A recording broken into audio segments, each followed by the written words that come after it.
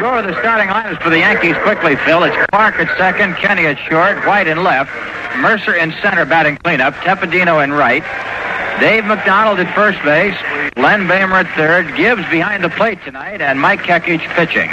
And he's going up against the tough Jim Palmer. All right, Jerry, and that Palmer's really rough. He's won 14, lost 3. No decisions against the Yankees this year, but lifetime he is 1-6 and lost 1. And I just want to let Jerry Coleman know that I brought a pair of fur-lined moccasins for him. I heard him complaining last night that his tender feet were cold. So you're all set, Jerry. Here's the first pitch of the game. It's a curve in there, strike one call. Big Ron Luciano calling balls and strikes. Bill Haller at first, Jim Honachek at second, and Frank Humont at third. Palmer's next pitch, fastball bounced to first base. Simone has it, steps on the bag, and it's 1 out. Big Boog Powell not in the lineup. He, along with several other Baltimore Orioles players, down with the flu. And we certainly hope that it's not in the air and going around. We've had our share of the flu this year. Well, the Mets lost the first game 8-2. Bob Veal, the winner, 13-12. Nolan Ryan, the loser, he's 6-3. Jerry Kenny fouls one off, strike one. The Chicago Cubs split their doubleheader with St. Louis. They won the first game 2-1 in 10 innings, Holtzman over Gibson. And the Cardinals won the second 7-2, so the Mets can't be hurt at all tonight. The pitch is over, strike 2 call. I'll never forget this Jim Palmer, Jerry, in that game against the Dodgers when he was just a rookie that I don't even think even shaved. Youngest pitcher, I believe, ever to win a World Series game at that time. He was just 20. Fantastic. Foul out of play. But, of course, at that time, the mound was higher, and they had that shot from center field. And I swear he looked like he was on a hill about 15 feet high. Phil, he's got one of the real live arms in the American League, and when he's right, he's as quick and as sharp as any pitcher around.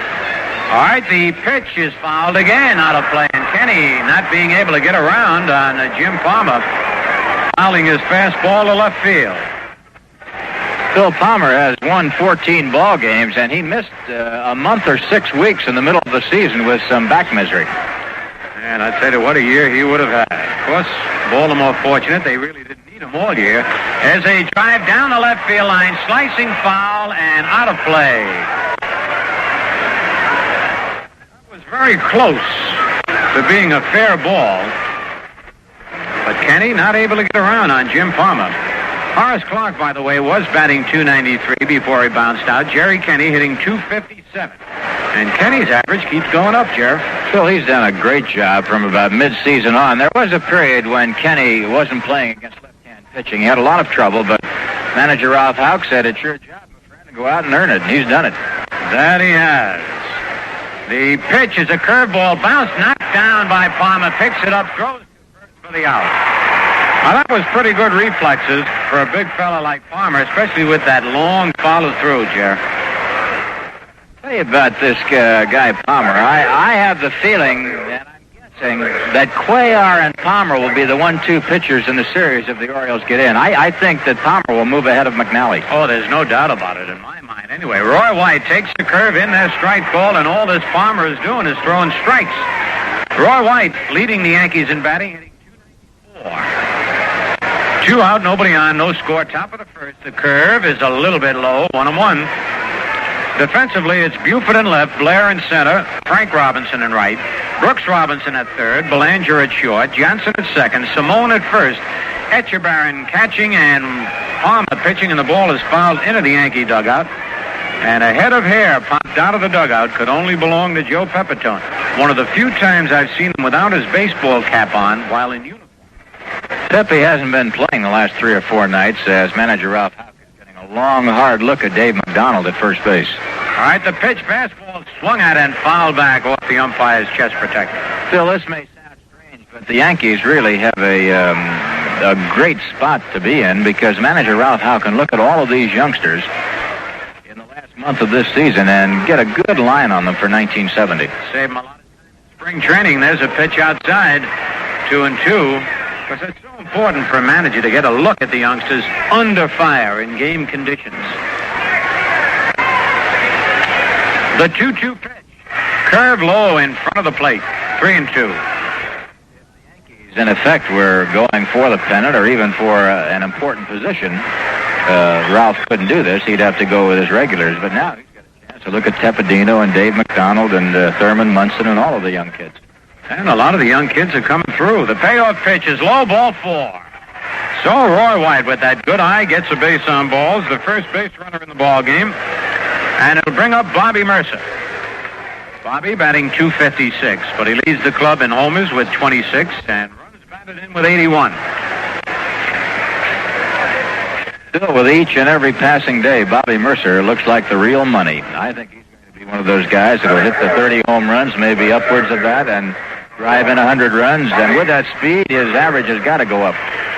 No doubt about it, Jaron. I think playing a little more will give him more confidence. He won't go into those prolonged slumps. I think he had 3 of them this year, and that's tough to overcome. The pitch to Mercer fouled back off the screen, strike 1, and Bobby had a good cut at a fastball. One thing that Bobby has to do is learn to hit that fastball on the outside part of the plate to the opposite field, and that'll bring that pitch back into him where he can get his power on it. But as long as he keeps pulling it, he'll pop it up. That's right. He does reach for a lot of fastballs. Quick throw to first. A pretty good move, but White is back. Roy has 17 stolen bases on the year. Stretch by Palmer. Fastball right in there. Strike 2 call. On deck, Frank Tepedino.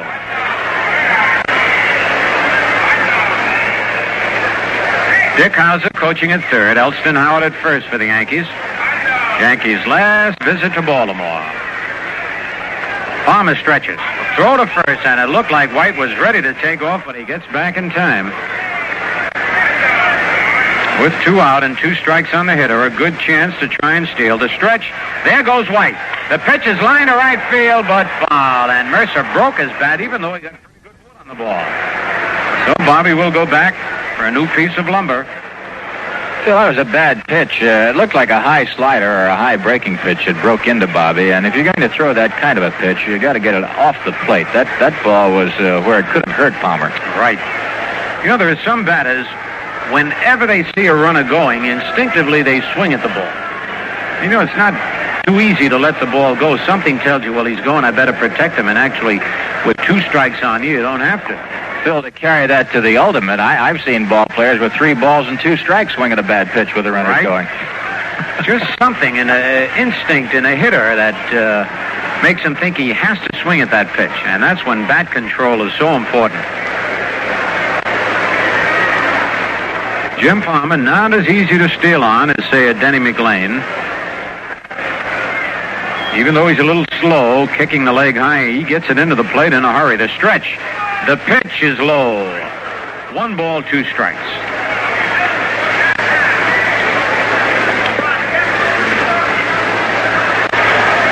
Roy White at first. 2 out. No score. Top of the first. Here's the stretch. Quick throw to first. White is back. Palmer knows that White's going to try and go. See if he can get him while he's leaning towards second base. He stretches again. There goes White. Pitch out. Throw to second base. They got him. Oh, they knew he was going to go and call for a pitch out. From 2 to 6. Catcher to the shortstop covering. No runs, no hits, no errors. Nobody left. At the end of 1/2 inning, the Yankees nothing. The Orioles coming to bat. Say, would you trade 4 pieces of silver for 4 pieces of steel? Now, before you answer that, maybe you ought to hear about the steel. It's stainless steel tableware in a beautiful 4-piece place setting, now available at participating Atlantic dealers when you buy 8 gallons of gasoline. For just 4 pieces of silver, well, 4 25-cent pieces, your Atlantic dealer will give you 4 pieces of rugged stainless steel tableware. Knife, dinner fork, salad fork, and teaspoon. And just because he's feeling generous these days, he'll toss in an extra teaspoon absolutely free and give you a penny back for good luck. Get all the stainless tableware you need for only 99 cents a place setting at your Atlantic station now. Accessory pieces are available too, also at a special low price. And you can charge it all on your Atlantic Richfield credit card. This offer may vary in some states.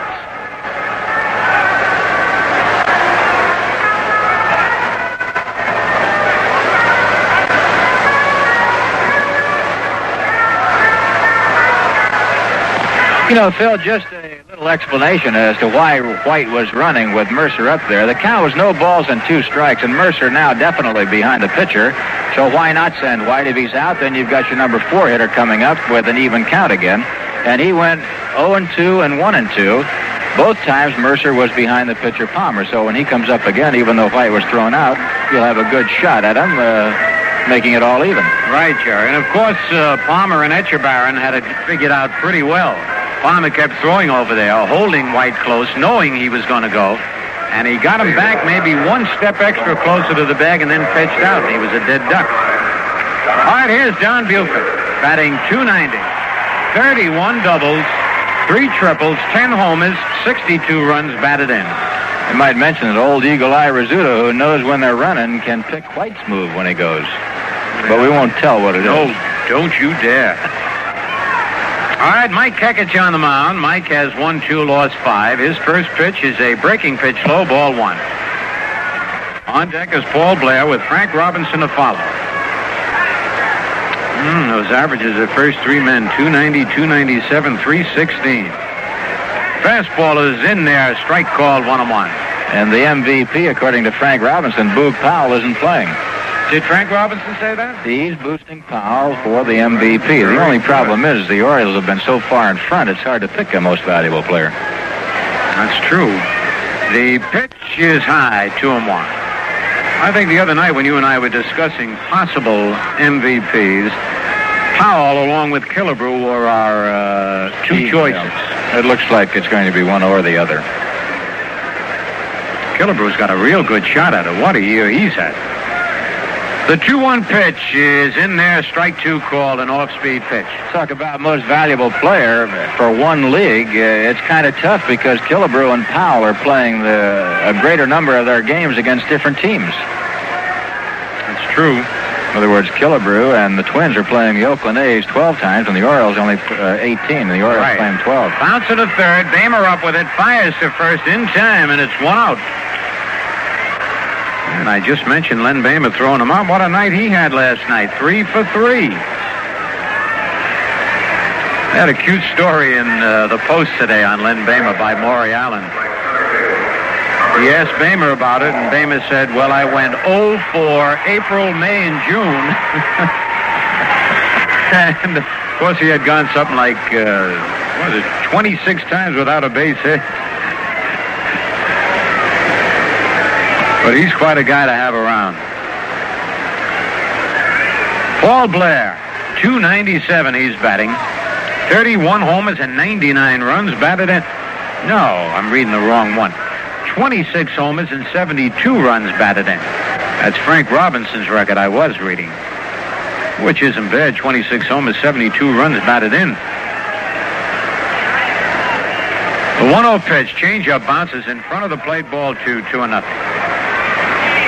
I would have to say that this will be his best year in homers and RBIs. No? He has 39. 39 homers in the big leagues? Oh, Blair. Right. The 2-0 pitch, curve, hits the outside corner, 2-1.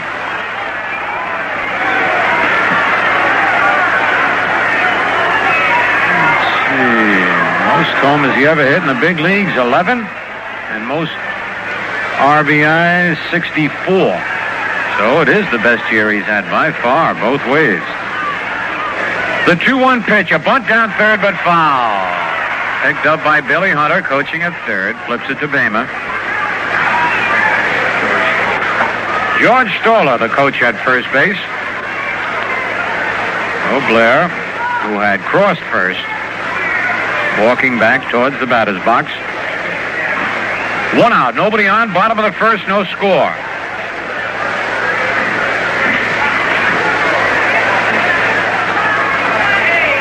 On deck, Frank Robinson. Mike Kekich holds the ball in his glove, gets the sign. The windup, the kick, the pitch is lined past Bamer. That'll be extra bases in the corner. Blair around first. Roy White plays the carom off the wall, and Blair is in with a double. His 32nd double of the year. He hit a bullet just inside the foul line. Well, Blair, base hit number 173. And now Frank Robinson. 316 he's batting. 31 homers, 99 runs batted in.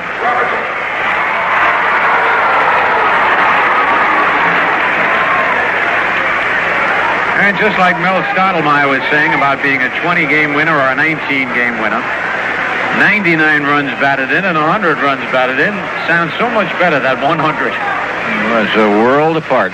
Yep. All right, Blair leads off second. Stretch by Kekich.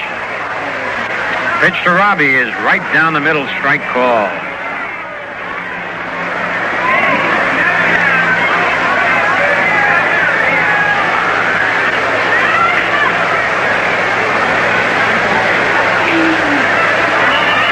Kekich gets the sign from Gibbs. Checks Blair. The pitch is fouled over our heads and back upstairs out of play. 0-2. Rex Barney. I heard you on the air tonight on the way in. Some Huckleberry was asking about the World Series between the Jets and the Colts, right? And Rex says, you mean the Super Bowl. Guy says, no, the World Series. And Rex kept saying, you mean the Super Bowl. Right, Rex? Right, Phil. Always right. No, seriously, wasn't I? Wasn't that the story? That's right. I don't like the way you're saying that. Ready for the two-strike pitch. A foul out of play down the right field line. Listen, I played against you in a couple World Series, and you won, so you're always right. I'll never forget the first time I faced Rex Barney. He almost sent me home. He threw the first pitch over everybody's head. It hit the screen at Ebbets Field. I turned around and looked at my mother in the stands and say, Mom, should I come home now? I tell you that, Huckleberry, and that was just to scare me. There was nobody on. We're of the same faith. I'd never do that.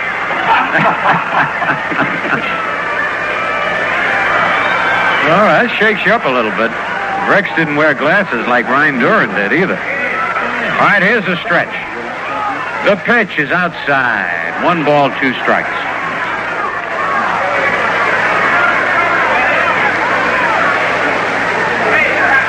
One out.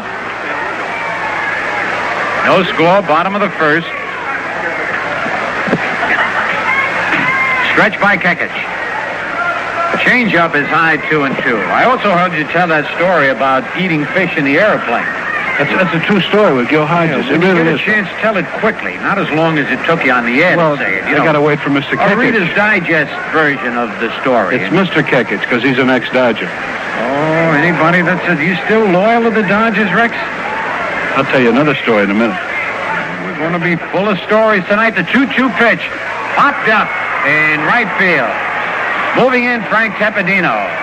He's there and makes the catch and fires the ball in, cut off by Jerry Kenny, the shortstop. All right, Rex, now we got time for the Gil Hodges story. It happened on a Friday, and this is a true story. Gil and I were sitting next to each other in an airplane, and we're flying, and they bought the food, and it was all steak, and I said to Gil, both being Catholic, I said, it's all right because, extra special cases, you can eat, but that's all they have.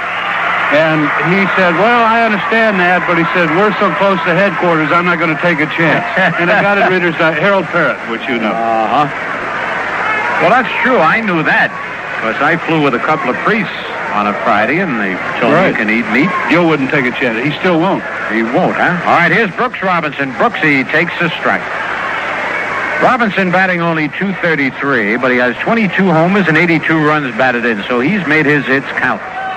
Batting cleanup tonight with Boog Powell out with a touch of the flu. No score, 2 out, Blair at second. Kekich pitch, low and outside, 1-1. If you didn't get it, we're talking with Rex Barney, former I wasn't going to say old Brooklyn Dodger pitcher, because he's younger than I am. But if you play for Brooklyn, you're old. That was a great city, that Brooklyn. We had a lot of fun. Why O'Malley ever moved. It still is a great city. That's right, Bill Kane lives there in Sandy Alper. All right, and I was born there. The 1-1 pitch, swing and a miss, 1 ball, 2 strikes. That's not a true story about you. Like Stengel ran you out of the clubhouse because you were too little. Certainly is. Are you kidding? I never forgave Casey for that. You know, and you remember the old clubhouse man by the name of Danny Comerford? They said he ran Sid Gordon out for the same reason. He said, "You're too small, son. Go across the river." Was too small. But he lived close to the ballpark too. Yeah, but he was husky, right? Big shoulders. All right, ready for the 1-2 pitch. Misses everybody. Back to the screen. A Rex Barney pitch.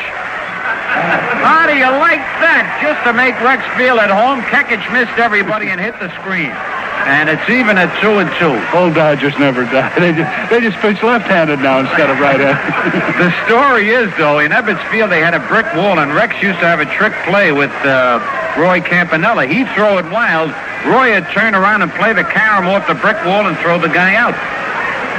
Now, that's not true, right? I'll pull a DeRocher and no comment. He must be no commenting again today. Yeah, they split that doubleheader. Had a chance to pick up some ground. All right, Blair is at third on the wild pitch by Kekich. 2 men are out. 2-2 on Brooks Robinson. No score. The pitch is high. Almost another wild pitch, and it's 3-2. And it looks like Kekich trying to put a little extra on a pitch for Robinson, strike him out. Sometimes when you try to throw too hard, Rex, the ball doesn't do as much. No question. You just watch batting practice. You know, guys who can throw real hard and see that. The payoff pitch. He curved him inside, ball 4. So Brooks Robinson gets a walk. Runners at first and third. And the batter now, Davy Johnson. Dave having a good year, hitting .285, 6 homers, 53 runs batted in. Johnson, a right-hand batter.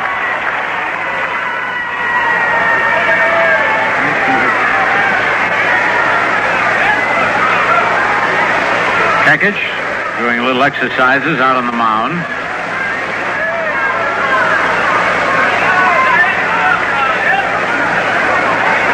Now the stretch by Mike.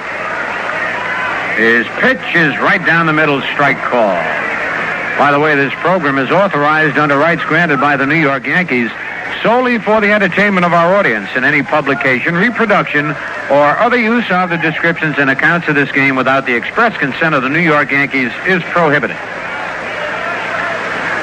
1 strike on Johnson. Runners lead at first and third. The changeup is in there. Strike 2 called, and Davey didn't think it was. And we'll ask Rex Barney. If you were a pitcher, would you have wanted that pitch? All close pitches are strikes, you know. Especially when he pitched to you with that big strike zone you had. All right, 2 strikes now on Johnson. They give Davey a lot of room in left field. Kind of bunch him towards the middle. The 2-strike pitch, slice foul down the right field line, out of play. Still 0-2.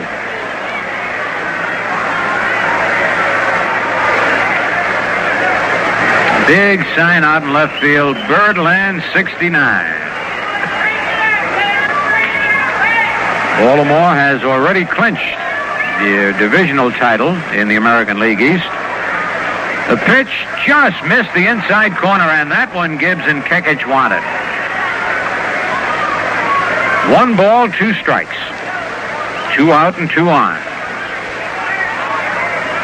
Very pleasant night here in Baltimore, Maryland. 62 degrees.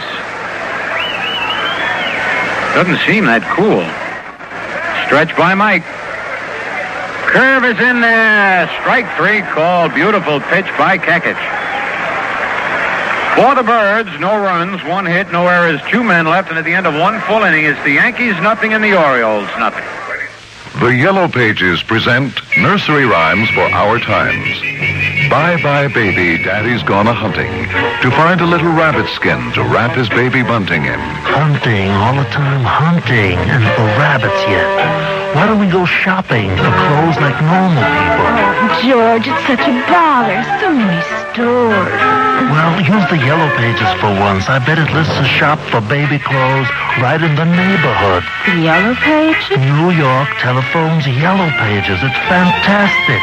Where do you think I found out where to buy all this hunting equipment and traps and tents and... George, we were talking about clothes. Huh? Oh, yeah. Well, look, they got everything in the Yellow Pages. Men's clothing stores, dressmakers, haberdashers, clothing chains, furriers. Hey, can I get a mink?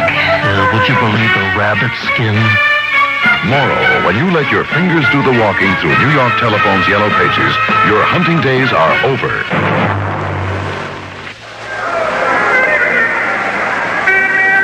All right, just about ready to go, but we're still chatting with Rex Bonney. What was the other story you were going to tell me, Rex? Just at Monday in New York, there's going to be a lot of old Dodgers, as you call them. Andy Pafko and Carl Erskine and Carl Furlow and Gene Hermansky and Branca and Campanelle, myself. Going to have a little meeting there. Monday, we'll probably go out and see Gil Hodges and his Mets. Wonderful. All right, Bobby Mercer, who was at bat when Roy White was thrown out trying to steal in the first, is up there. Bobby hitting .256. First pitch is ball one. Palmer winds. Fastball lined up, base hit in the right field corner. Might be extra bases. Mercer around first. Robinson up with a throw to second. Will not be in time, and Bobby's on with a line double down the right field corner. For Bobby Mercer, double number 23 on the year. And as Jerry was telling you, Bobby Mercer looking better and better.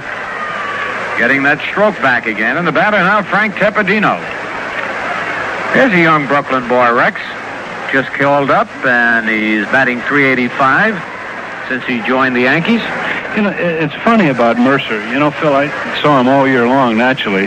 The first month and the last part of the season, it just seems like it's been unbelievable. If you could ever put the middle together.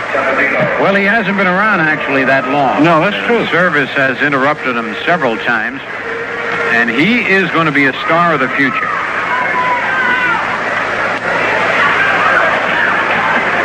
Strike one. Phil, there's another story about, you have a young catcher, I understand, that looks real good. A lot of people are talking about him. Yes, he is quite a catcher. Surprisingly, he's been having a little bit of trouble with the low pitches. He's had several passed balls. That's something they're going to have to work on him with. There's a curve outside, 1-1. But you change that subject awful quickly. I'm talking about Tepedino, and you go to Mercer. I'm talking about. I'm not changing the subject. Well, you know, you know how it is. What? The little ones who play shortstop. That's it. That kind of puts them to a very few. You know, there've been a lot of fine ball players that have come out of Brooklyn. Oh, I should say their heads. Curve is high and outside, 2-1. You wonder where they find the places to play. That's it. That's the amazing. You know, when you come from like Nebraska, where I do, you can understand it because that's nothing else but places to play. Fields, when I first went to New York, you know, to play ball, I couldn't figure how can anybody play here. Right. There's a pitch high, 3-1. Well, you learn to play stick ball and hit a rubber ball with a broomstick, and then it's easy to hit a baseball with a bat. But you see so many, you know, great superstars, Hall of Famers like Lou Gehrig or Hank Greenberg, people like that, how they could possibly have enough time, or where did they play? A hard ground ball, base hit to right field. Robinson challenges it. The throw to the plate, it'll be close. And wait a minute. He's out. He said he didn't touch the plate. Holy cow. Dave McDonald right there, and Mercer, he had half of that plate at least. We had a good shot of it. House showing him the angle, and where he slid. Oh, man, a beautiful slide by Bobby Mercer. A fadeaway hook slide. The throw was perfect, right on target. And Robinson charged it like an infielder. His throw was there, but Mercer slid away from the tag. His foot went right over the bag, and Ron Luciano said he missed home plate. And you should have seen young Dave McDonald and Dick Hauser and Bobby Mercer, and now Ralph Houck arguing. And I want to tell you, we had a perfect shot at that. We got a great angle on the play. And Houck is still trying to show him where his foot went over home plate. But Luciano waited until Etchebarren turned around and tagged Bobby Mercer, who had slid well by the plate after touching it. It goes as a single for Tepedino. The play goes 9-2 from Robinson to Etchebarren. Mercer is out of there. And we're going to have a little huddle out on the mound right now. And while they're huddling and arguing, we'll pause for station identification. This is WGY, Radio 81, Schenectady, New York.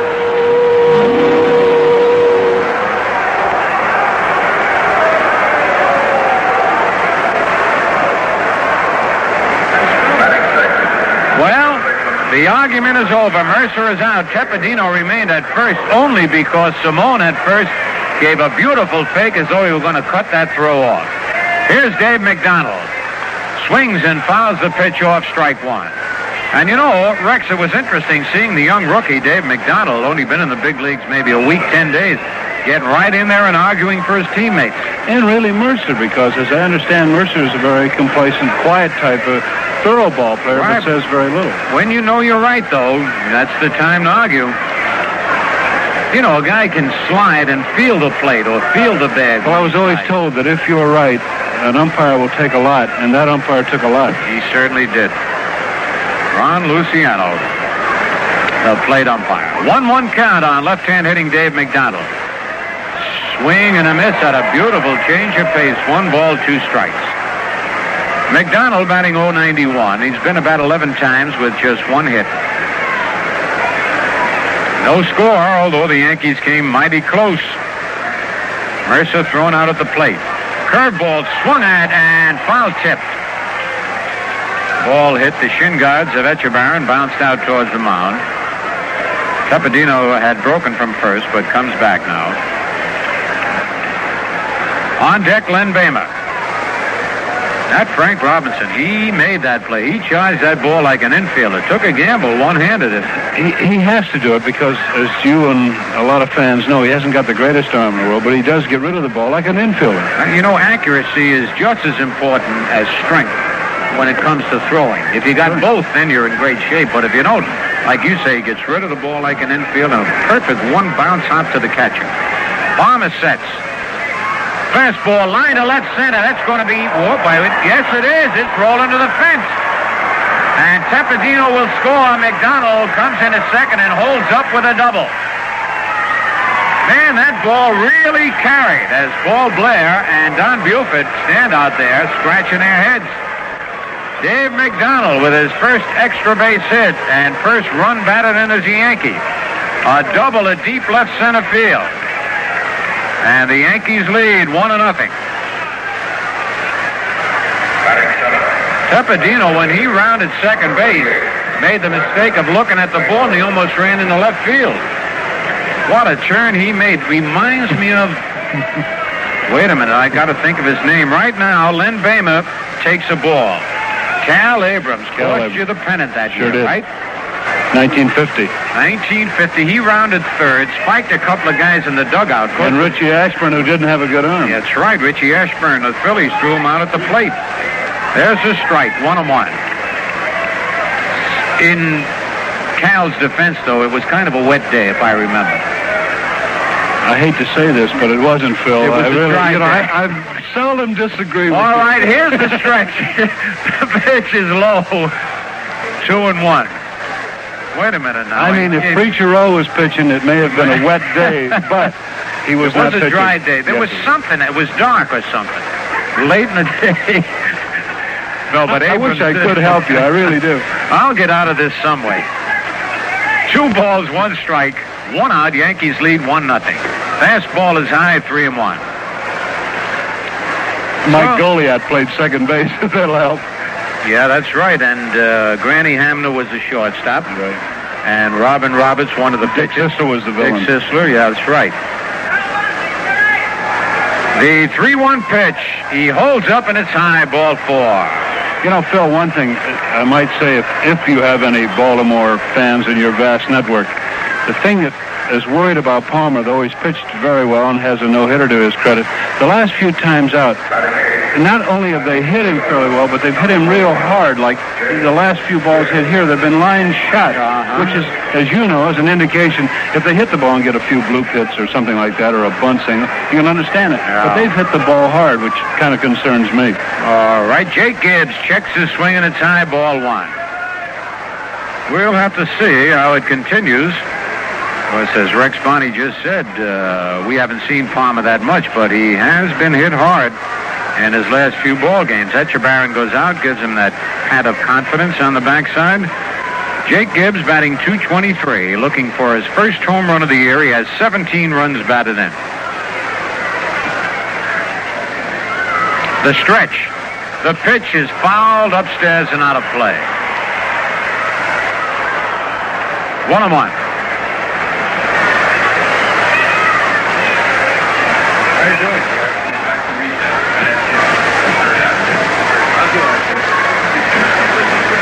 Bamer at first, McDonald at second. You don't like Brooklyn people, do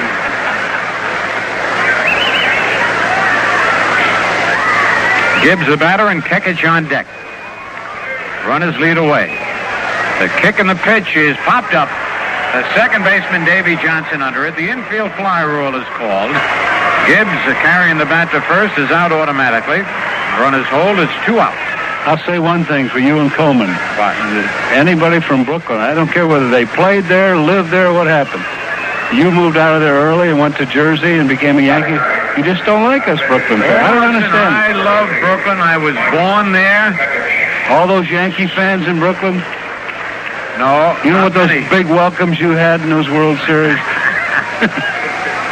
All right, Mike Kekich the batter. Mike batting .158. Swings and fouls it off, strike one.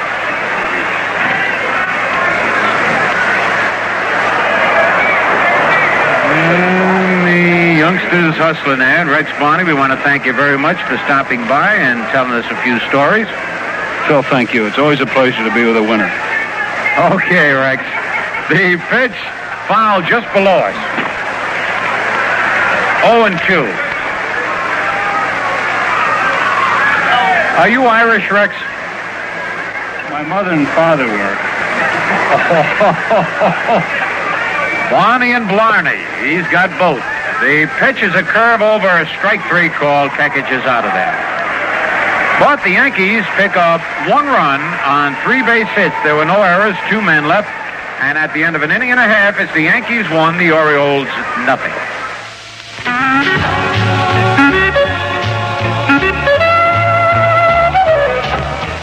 Fall is the time of color and beauty when all nature's glamour is awaiting you and your family in the nearby Adirondacks. Make this weekend a family weekend by visiting Scenic Sable Chasm, a wonder in natural architect. Or spend some time at Fort Ticonderoga, where history speaks for itself. All the Adirondack scenic and historic attractions are less crowded during the fall, thusly allowing you to discover at your leisure. How about a ferry cruise aboard one of Lake Champlain's ferries from New York to Vermont? A trip you'll never forget. Water comes alive and dances to its own rhythmical sounds at High Falls Gorge. So for a family fun-filled weekend you'll never forget, you visit our Sable Chasm, Fort Ticonderoga, Lake Champlain Ferries, or High Falls Gorge, all in the nearby Adirondacks. You do it, you'll enjoy it. The Adirondacks are so close by driving north on the Northway.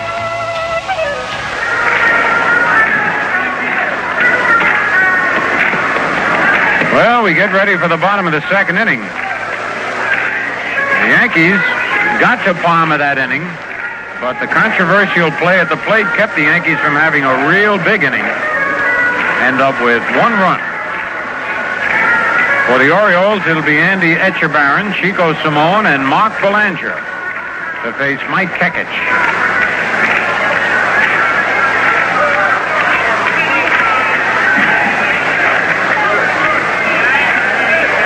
Andy Etchebarren batting .268.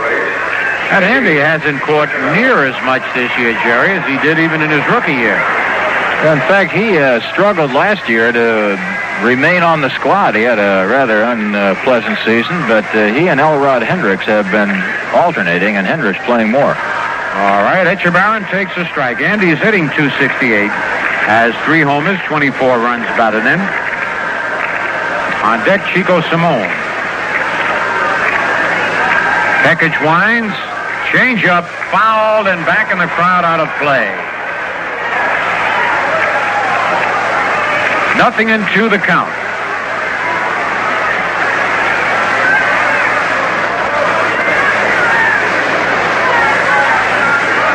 lights here in Memorial Stadium in Baltimore, the best. Well, I think they're the best I've seen in any park in baseball, Jeff.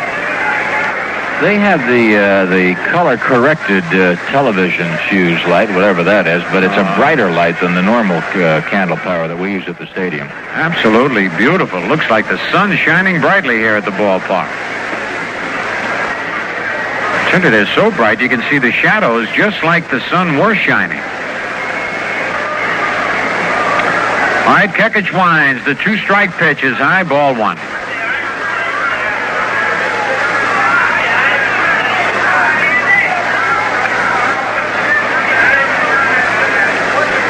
Yankees lead 1-0. The 1-2 delivery fouled upstairs out of play.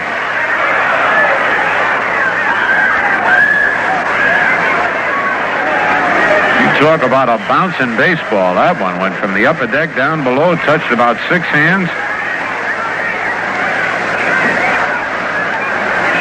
Still 1-2.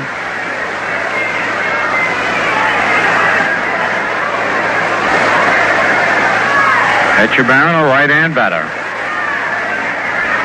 Pitch by Kekich is a curve low, 2-2.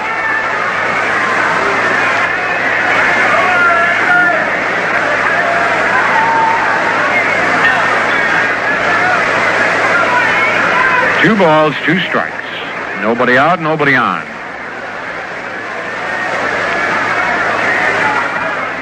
Is a change-up low, and it's a full count now, 3-2. Kekich getting good motion on that change of pace, Jared, now that he's had a chance to work on it. I think that's one of the things that has made him somewhat effective in the last month or so, moving that change-up, straight change, and the curveball change. The payoff pitch. Fastball fouled upstairs and out of play.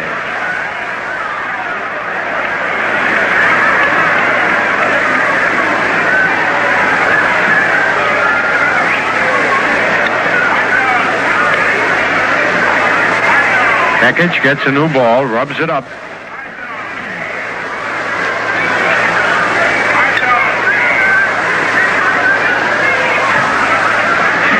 The payoff pitch is swung at and missed, strike 3. Tried to hold up, couldn't do it. Kekich gets his second strikeout. And the batter now, Chico Simone. Simone hitting .316. Filling in for Boog Powell. He fills in just about anywhere. Batting 7, the first baseman, number 30, Chico Simone. 1 out, nobody on. Yankees 1, Orioles 0. Simone, a right-hand batter, open stance, crouches at the plate. He really crouches. Takes a pitch high, ball 1.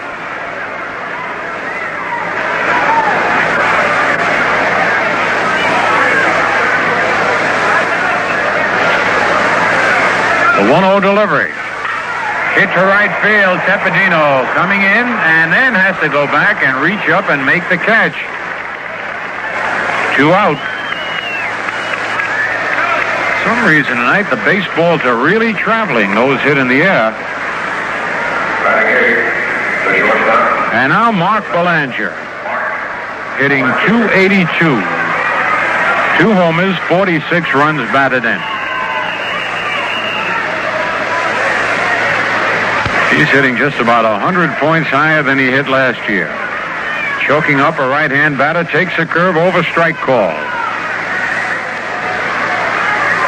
He and Eddie Brinkman are the Senators, 2 shortstops that have really brought their averages up. The 1-strike pitch, curve fouled back into the crowd. 0-2.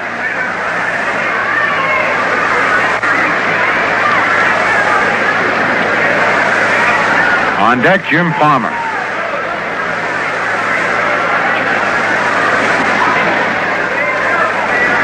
Two out, nobody on.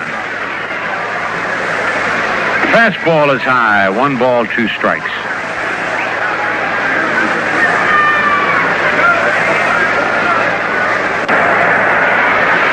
The 1-2 curve high. 2-2.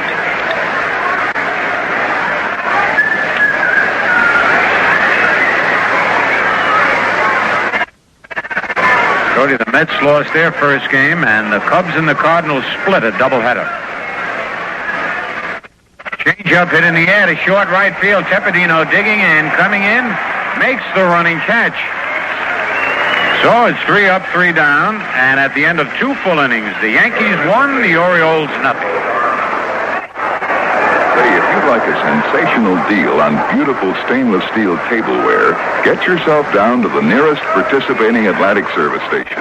Drive in, fill up with 8 gallons of gasoline, and then you can buy a 4-piece place setting of super stainless tableware for only 99 cents. This is really beautiful stuff, and it's also heavy duty, so it'll last through a lifetime of day-to-day use and still look pretty enough to dress up your nicest table settings.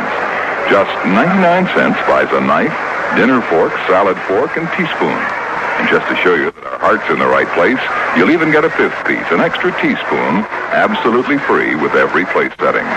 There are even bargain prices on the matching accessory pieces, so you can have a soup-to-nuts dinner without having to mix your patterns.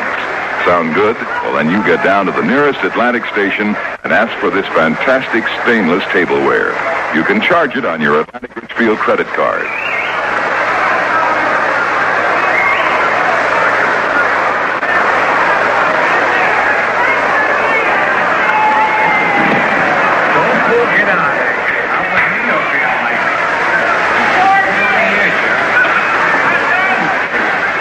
All set to go in the 3rd inning. Right now, the Yankees are leading 1-0. They got their run in the 2nd when Mercer opened with a double. He was out trying to score on a single by Tepedino, but then on the play, Tepedino went to 2nd and scored a McDonald's double into the gap in left center. That's the way it stands right now. Yankees won, Baltimore 0 going into the 3rd. Here's Horace Clarke facing Jim Palmer. Phil? All right, Jerry Clark bounced out to first base his first time up. Fouls this one back off the screen. Strike 1.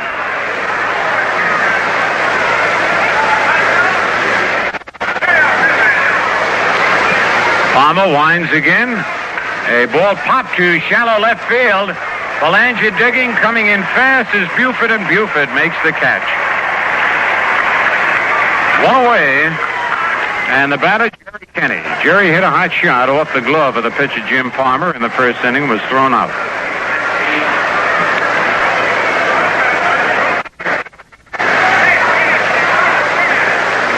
Number 2, Jerry Kenny. Kenny the batter with White on deck.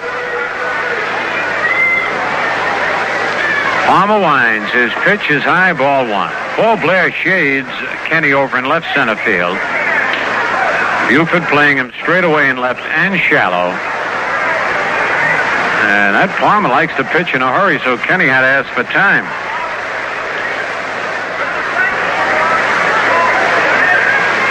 Pirates scored 3 runs in the 1st inning of the 2nd game against the Mets. There's a swing and a miss, 1-1. Montreal beat the Phillies 10-6 with 6 runs in the 7th inning, after the Phillies had scored 5 in the 2nd. 2 balls, 1 strike now, the count on Kenny. Yankees lead 1-0, top of the 3rd. Palmer's pitch is sliced foul, back in the crowd upstairs.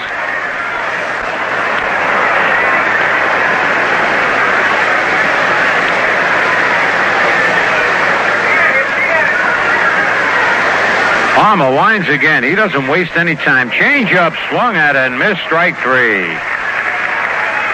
2nd strikeout for Palmer. Brings up Roy White, who walked his first time up and then was cut down trying to steal. Number 6, White.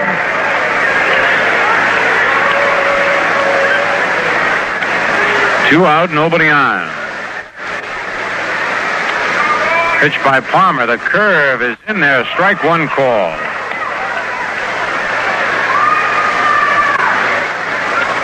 Tomorrow, the battle of left-handers. Al Downing against Dave McNally. Fastball fouled back out of play.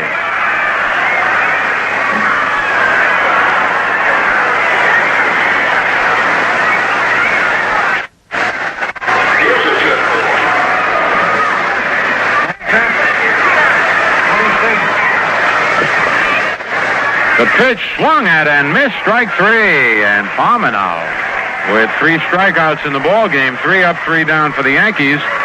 At the end of 2, New York 1, Baltimore nothing. Participating Atlantic dealers are offering a great bargain on stainless steel tableware. A 4-piece place setting of fine stainless is yours for only 99 cents every time you get 8 gallons of gasoline. And that's not all. With every place setting of dinner fork, salad fork, teaspoon, and knife, Atlantic dealers are giving away absolutely free an extra teaspoon. But the best thing of all is the stainless tableware itself. It's heavy, rugged stainless designed to give a lifetime of service, and so carefully crafted and beautiful to look at that it will go with even your most elegant table settings. All of this for only 99 cents a place setting, with a 5th piece, the extra teaspoon, thrown in as a gift. That's a real steal. In fact, it's a stainless steel. So take advantage of it soon. Matching accessory pieces are available too, and you can charge everything on your Atlantic Richfield credit card. What are you waiting for? This offer may vary in some states.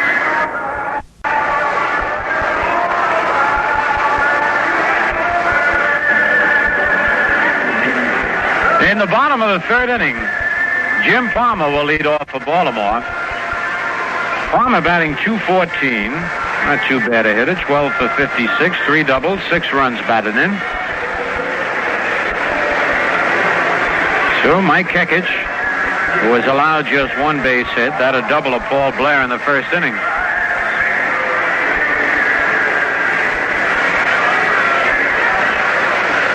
We'll give you a rundown of all the scores at the end of this half inning.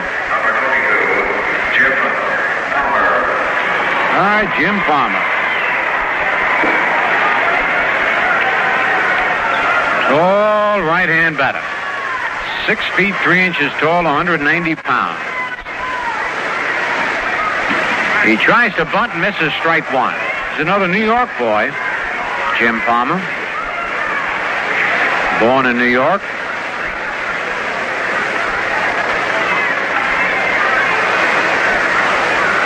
Next pitch by Kekich, swing and a miss. Low curveball. 0-2. Buford on deck. Roy White is well over in left center field on Mike Palmer, or rather Jim Palmer.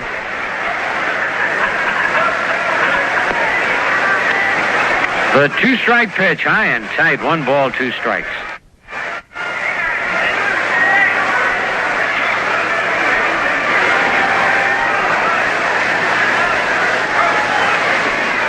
The windup. The curve swung at and missed, strike 3. Mike comes up with his 3rd strikeout of the ball game, and his 3rd is first time up.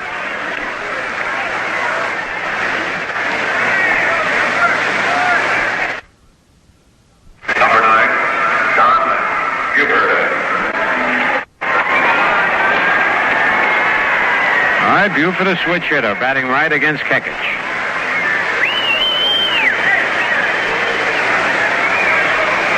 The wind-up and the pitch. Swing. A miss. Strike 1.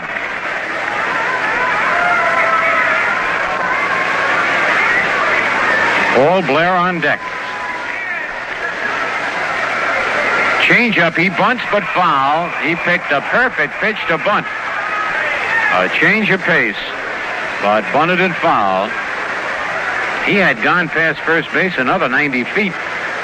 Really hustling down that line, but has to come back. 0-2.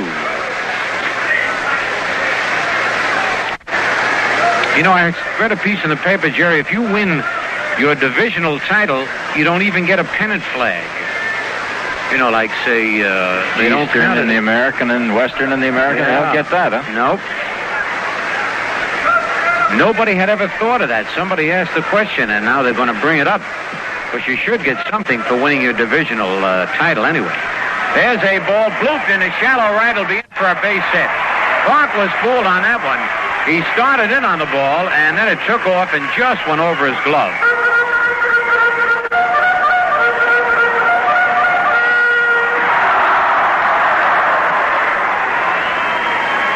Pretty good charge call there. Paul Blair ripped a double to left field his first time up. On deck, Frank Robinson. Yankees lead 1-0, bottom of the third. Stretch by Kekich. Pitch to Blair is line to left field for a base hit. White to his right. Up with it, Buford rounds the bag and then comes back. Good throw by Roy White into third base. So Paul Blair now 2 for 2. Runners at first and second, one out, and Frank Robinson the batter. Robbie flying to right field his first time up.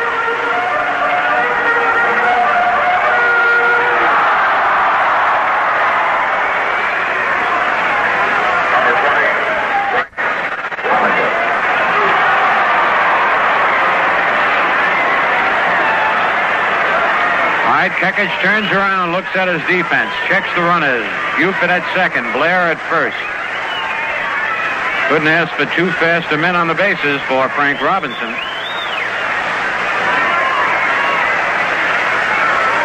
Kekich looks in for the sign. Goes to the belt. Pitch is strike one. He couldn't hold up in time, says Luciano. Robbie started to swing, try to hold up the bat. Nobody wears his baseball stockings higher than Frank Robinson. He has them stretched to the breaking point.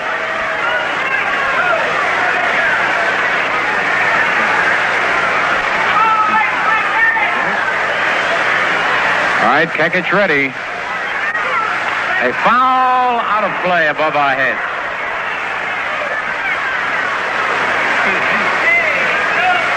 Nothing into the count. Oh, the reason Frank Robinson has those baseball stockings stretched so high is that he has had extra pieces sewn on to the bottom of the stockings, where they go around the bottom of your feet and then pulls them up very high. Very unusual. 0-2 the count.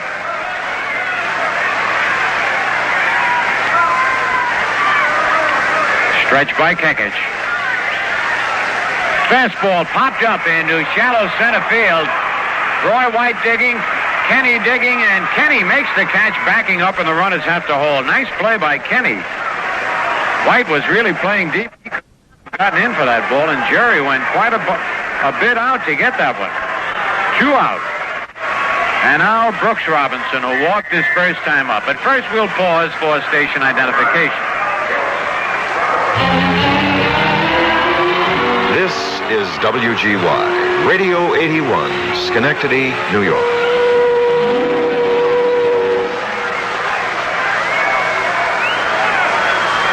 All right, 2 out, 2 on in the bottom of the third. The Yankees leading 1-0. Blair at first, Buford at second. Brooks Robinson the batter. Kekich ready.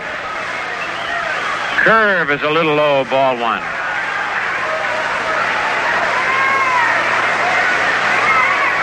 Davy Johnson on deck.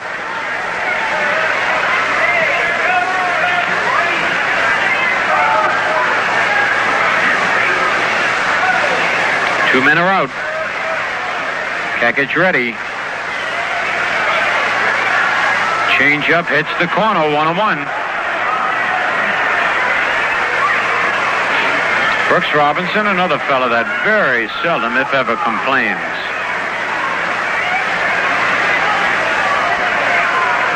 Just goes out there, does that great job day after day. Doesn't let the fact that he's not hitting for a high average affect his fielding, which sometimes is very difficult to do. Start brooding about your base hits and then your fielding suffers. The pitch, swing and a miss. Good fastball by Kekich. 1 ball, 2 strikes.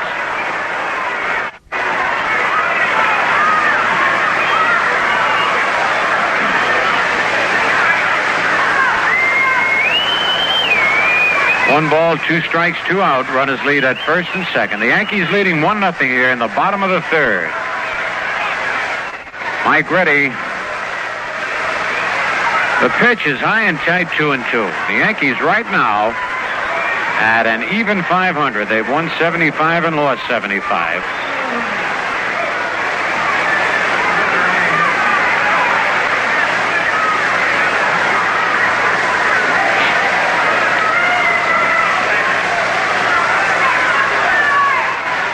Hawk trying to sneak in back of Buford, but Buford gets back. The pitch is high, and it's a full count, 3-2, and the runners will be off.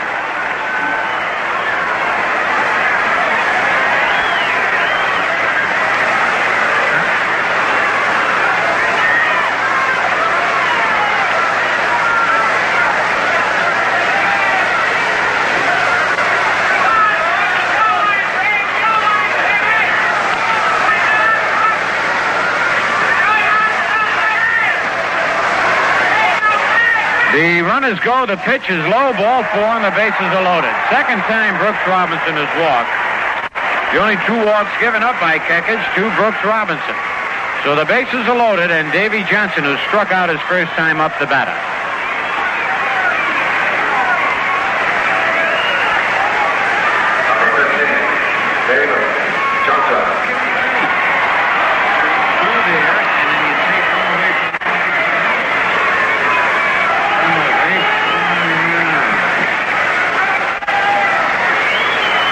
WGY Schenectady. All right, all 3 runners lead away.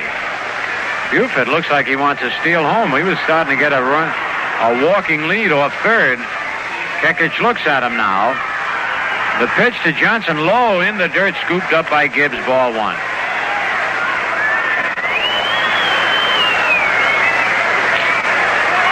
Brooks Robinson at first, Paul Blair at second, Don Buford at third. 2 out, Yankees out in front, 1-0, bottom of the third.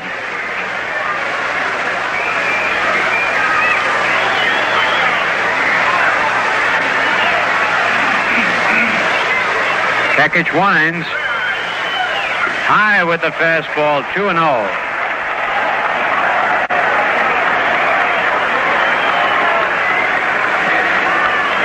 Ron Klimkowski, one of the Yankees' new young pitchers, loosening up in the bullpen.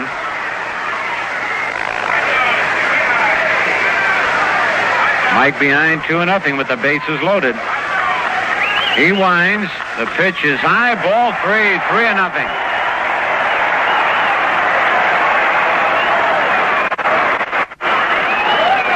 Well, Mike really now with his work cut out for him. 3 balls, no strikes, no place to put Davy Johnson without forcing in a run.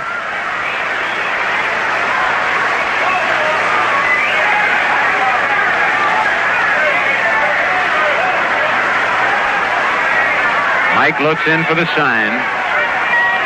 Here's a 3-0 pitch. High, ball 4, almost a wild pitch. And Ralph Houk is coming out.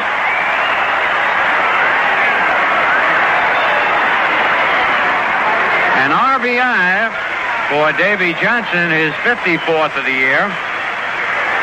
Buford comes across to score, the 95th time that he scored.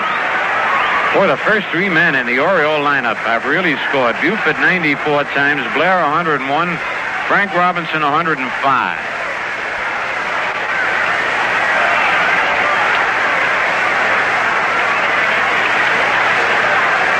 Boog Powell has scored 82 times. All right, Ralph Houk just wanted to have a chat with Mike Kekich. Andy Etchebarren, who struck out his first time off the batter. Bases still loaded, all tied 1-1. Klimkowski continues to throw in the bullpen.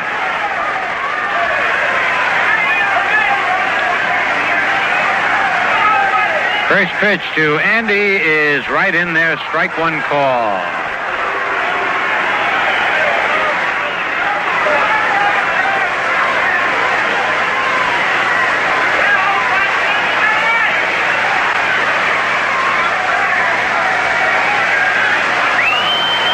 The windup, the pitch, swing and a miss, strike 2. Threw the fastball right by him. 0-2.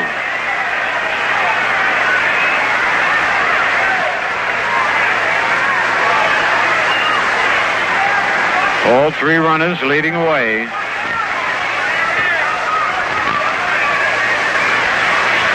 Kekich winds.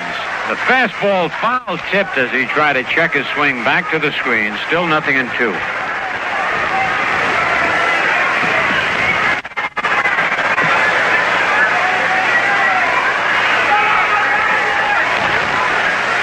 Kekich gets a new ball, rubs it up.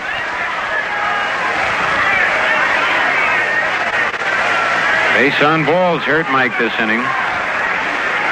After 2 singles, 2 walks to force in a run.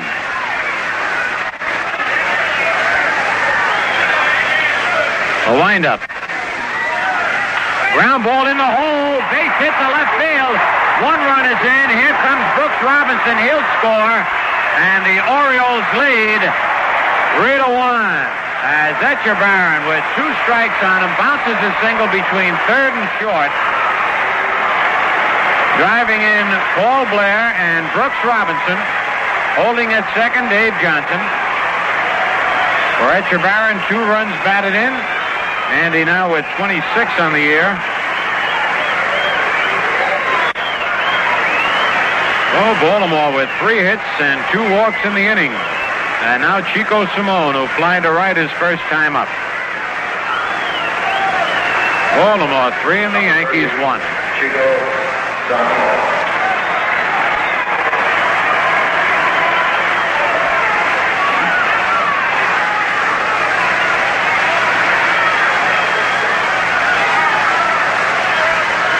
Runners lead at first and second. Curve is swung at and fouled. Strike 1.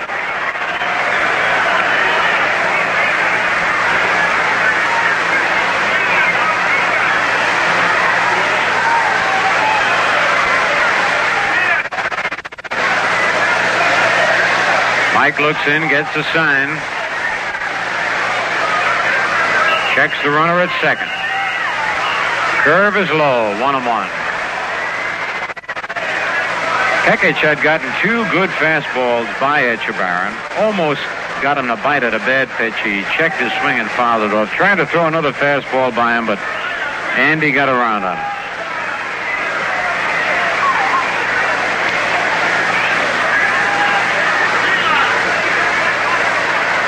The 1-1 delivery. Curve bounced to third. Bamer up with it. Goes to Clark for the force play. But the Orioles come up with 3 runs on 3 hits. There were no errors and 2 men left. And at the end, it's Baltimore 3 and the Yankees 1. Quick look at the scores.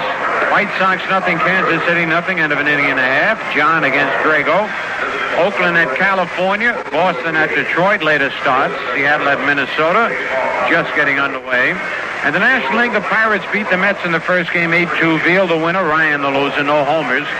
In the second game at the end of 2, it's the Pirates 3, the Mets nothing. Walker against McAndrew. Montreal beat Philadelphia in the first of 2, 10-6. Wazlewski the winner and Wise the loser. Ron Fairley, Rusty Staub, and Fairley again homered for Montreal for Staub, his 28th of the year. The Cubs beat the Cardinals 2-1 in 10 innings. Holtzman the winner, Gibson the loser. Second game, the Cardinals beat the Cubs 7-2. Torres the winner and Selma the loser. Jim Hickman got his 20th of the year. Cincinnati nothing, Houston nothing, end of an inning and a half. Merritt against Ray. And the Dodgers at San Francisco, Atlanta at San Diego, later starts. Here at Baltimore's Memorial Stadium, Baltimore leading 3-1, and now Jerry Coleman to carry you the middle 3 innings. Jerry? All right, Scooter, it'll be Frank Messer. Let's make it Bobby Mercer, but Frank Messer will join us in just a moment. Oh, I said it. Oh, you said it. I said it. Frank Messer will be along as Bobby Mercer heads in to do the hitting against Jim Palmer. He'll be followed by Frank Teppadino and Dave McDonald. Orioles leading 3-1. They came up with those 3 big ones in the 3rd inning on 3 hits, a couple of walks. And that's spelled a little trouble for Mike Kekich. Here's Mercer waiting. He takes inside from Palmer, and it's ball 1. Bobby doubled in the 2nd inning and then was out attempting to score on the single by Frank Teppadino. Mercer, who's been red hot, came into the game at 256. There's a fastball that misses high and outside. 2 balls and no strikes.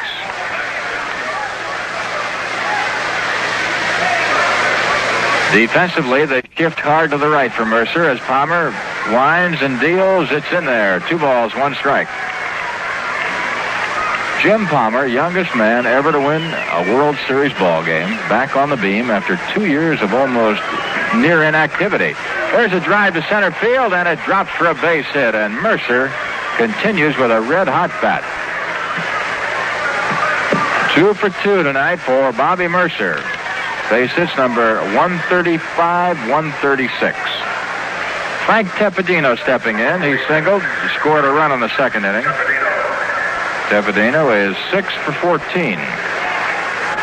Certainly, Baltimore has 10 games left after tonight and have only 89 errors, and that's a major league record because the fewest in the season, 95, set by the 64 Orioles. So they conceivably, if they can hold their errors in check, at least less than 6, they'll set a new major league mark for fewest errors by a ball club during the course of a season. Tepedino takes low now. It's 2 balls and no strikes. Mercer at first. Orioles leading her 3-1. Both teams with 4 base hits.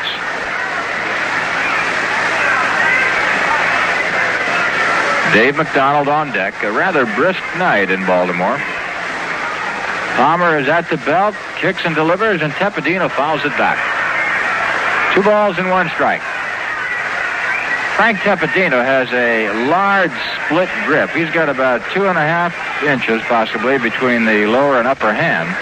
He developed that this year and said he likes it. He seems to have better bat control, and it's the way he's going to stay with it. There's a chopper out in front of the plate. Out there is Echeverria, and he's got it. The throw to first is in time. Tepedino is out of there. From the catcher to the first baseman and down to second in scoring position goes Bob Mercer with 1 out. And now Frank Messer truly has moved in. I'll tell you, that's a little controversy in this ball game so far. Quite a skirmish at the plate between Ron Luciano and Bobby Mercer. Here's Dave McDonald, who doubled to left center in the second inning to drive in the only Yankee run. Powerful left-hand hitting the first baseman. He takes a curveball right in there for strike 1. Hey, Jerry McDonald showed a lot of power to that left center field alley. That ball was well hit. It's his second base hit as a big leaguer. The 1-strike delivery is hit on the ground to the first baseman, Simone, who takes it on the big hop, and the underhand flip is dropped by Jim Palmer. McDonald safe at first, Mercer at third, and Bobby, I think, hurt his leg going around the bag there in his gimpy. He's asking for timeout from the third base umpire, Frank Humont. I don't know what happened down there. We were watching McDonald cross first, and we looked up at Mercer, who was hobbling back to third. He may have landed a little bit badly. It appears to be his right leg or right ankle or right heel. That was the one that he hurt early this year out in Kansas City. And wherever it is in the right leg or right foot. Okay, Frank, right now, though, the Yankees with runners at first and third. 1 out, and here's Len Bamer, who walked in the second and check swing foul on the right side, kicking off the railing for strike 1. The scoring on the play at first base, an error's charge to Palmer. Jim Palmer, lean right-hander, comes set again, delivers a curve that's hit on the ground to the second baseman, Johnson, to Belanger for 1, back to first, dropped by Chico Simone. The Yankees score a run. That would have been an inning-ending double play, but Chico Simone dropped the ball. And because you cannot anticipate a double play, there will be no error on the play. An RBI will be credited to Len Bamer. I think, Jerry, the official scorers have it within their realm to charge an error if it's a flagrant error on a double play. For example, if Simone had dropped the ball maybe after Haller had made an out call and then had to change it to safe, he could conceivably have received one. All right, it's the Orioles 3 and the Yankees 2. Here's Jake Gibbs. He's just taken ball 1. At first base, Bamer. Gibbs takes a strike, 1-1.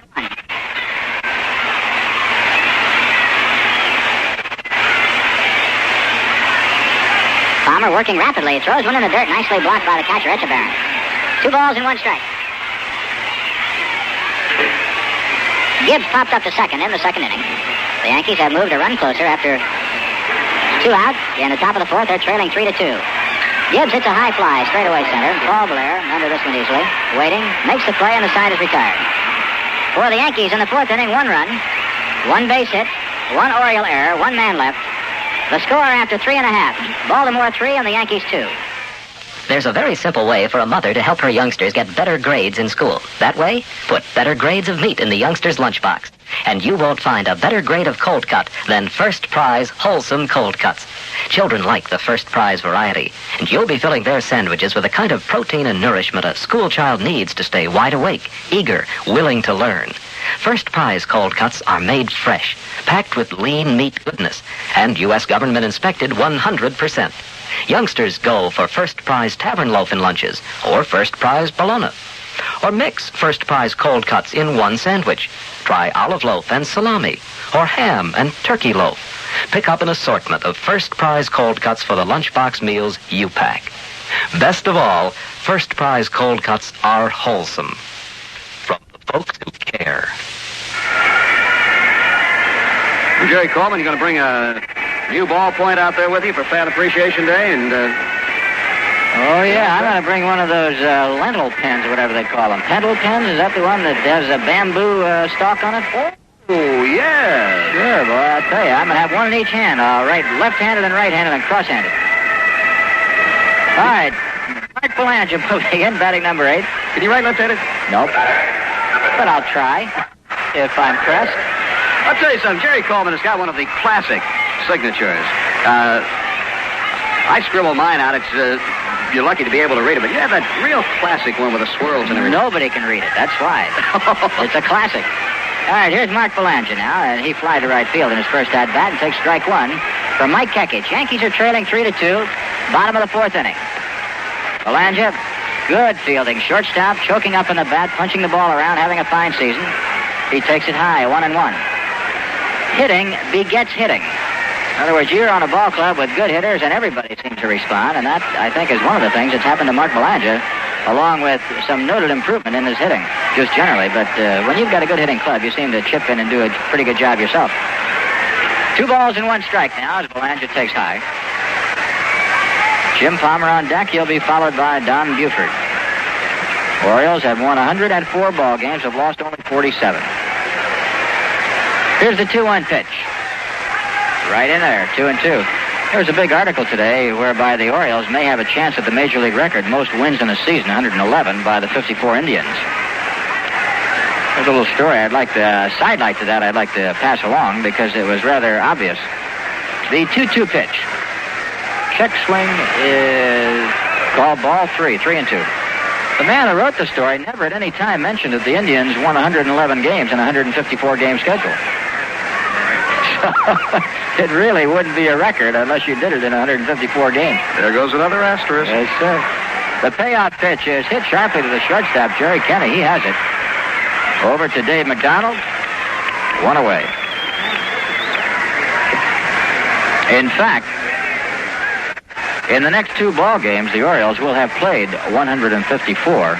And if they win this one and the next 2, that could give them a maximum of 107. Well, no, Yankee fans hope they don't set that record because 5 of the Orioles' remaining 11 games are against the Yankees. Uh-huh. All right, here's Jim Palmer now. 1 down. Swings and misses, strike 1. Jerry, you see Palmer take that big swing. Palmer's first win in the major leagues was against the Yankees, and he won his own game with a home run. The 1-strike pitch, changeup over his head, 1-1. Opposite field homer out there into the right field stands. I think he's hit one since then, too. Well, he's got a pretty good average for a pitcher. 1 ball and 2 strikes. If I'm not mistaken, a Yankee pitcher who is not much of a hitter has the most RBIs by a pitcher in a ball game. And I think it's Vic Raschi with 7 or something like that. Is that right, Bill Kane? See if we can check that out. And it's strike 3 as Palmer walks away. Strikeout number 4. Oh,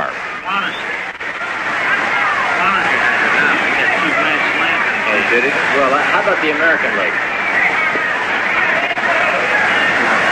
Bill Kane tells me that Tony Cloninger had 2 grand slams, so he's got at least 8 RBIs. About 3 years ago, I guess, for the Atlanta Braves. The leadoff man, Don Buford, 1 for 2. Takes it high, Don Buford does. Ball 1. Buford scored the first run for the Orioles in the 3rd inning. They were trailing at that time 1-0, went ahead 3-1, and the Yankees got another one to make it 3-2, and that's where we stand right now. Buford attempts another bunt, takes it on the outside corner for a strike this time. Pulled his bat away. The plate umpire, Ron Luciano, said it was on the corner. You look at Don Buford hitting .290, playing outfield regularly for the Orioles. The Orioles traded Aparicio back to Chicago to get a pitcher named Bruce Howard, and Buford became almost a throw-it in that trade. There's a change-up low by Kekich to Don Buford, 2 balls and 1 strike. Buford, a very valuable man, a switch hitter, play all over, a great base runner. Buford waiting. Kekich into the windup. The 2-1 delivery. Don fouls it off. It's 2-2. All even. 2 balls, 2 strikes.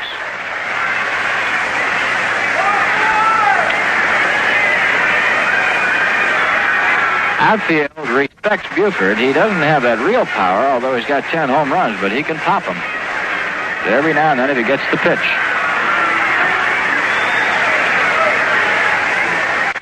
Kekich and the 2-2 pitch to Buford.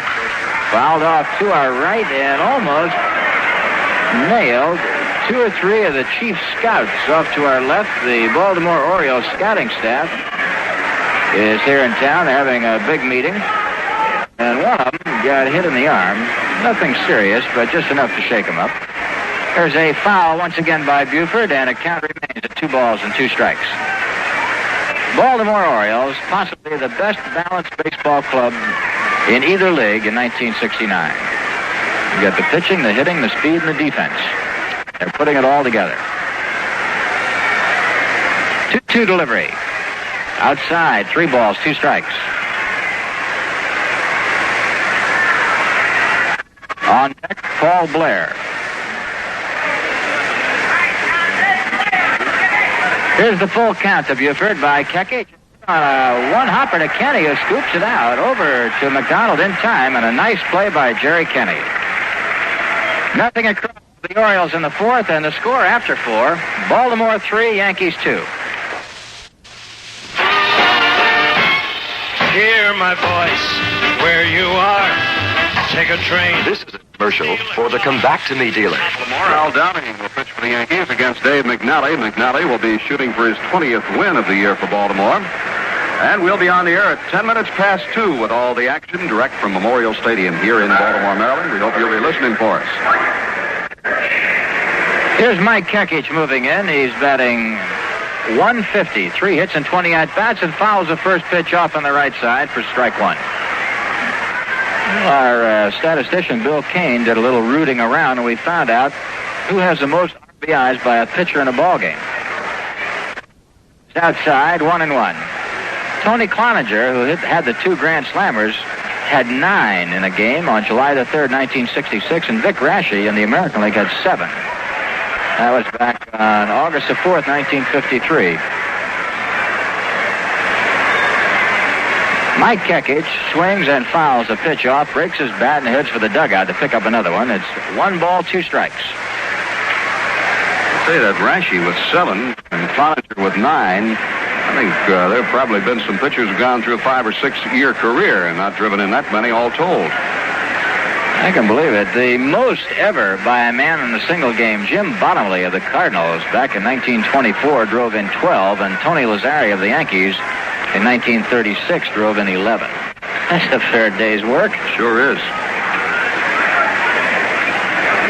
And Mike Kekich takes low and away, 2 balls and 2 strikes. The Yankees are trailing 3-2. We're in the 5th inning. Kekich struck out in his first at-bat. Defense shaded to the right side. Kekich being played not to pull, and there's a chopper to the right side of the mound. In foul territory now, and it's 2 balls and 2 strikes.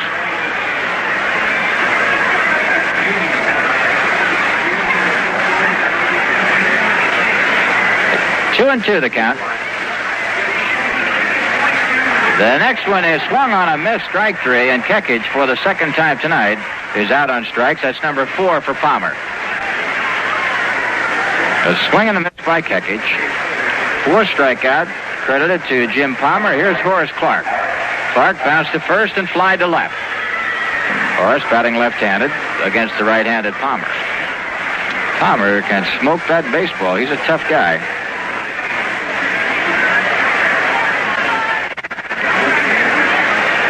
first pitch to Clark is ball one. Jim Palmer has 106 strikeouts in 155 innings before tonight. Ball two to Clark. So he's got 110 in 160 innings now. The 2-0 pitch to Horace.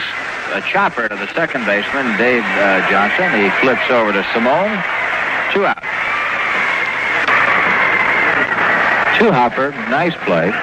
2 up, 2 down. You know, Palmer was the youngest pitcher ever to pitch a shutout in a World Series in 1966.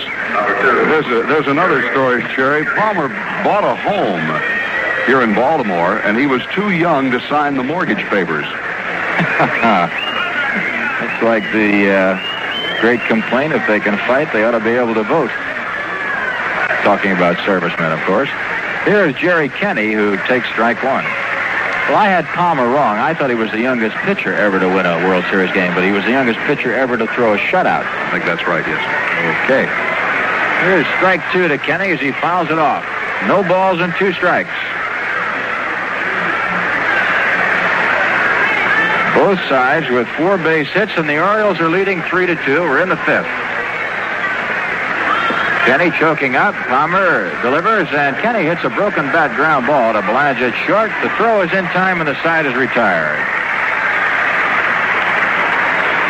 3 up and 3 down, and after 4.5, the Orioles lead the Yankees 3-2. Toughest man for Mike Kekich is coming up, Paul Blair, who's doubled and singled and scored a run.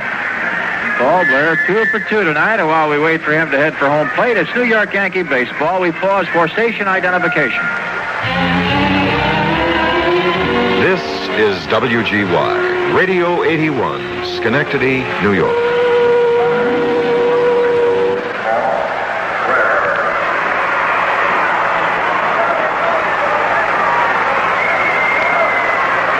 Paul Blair, right-hand batter, batting at an even 300.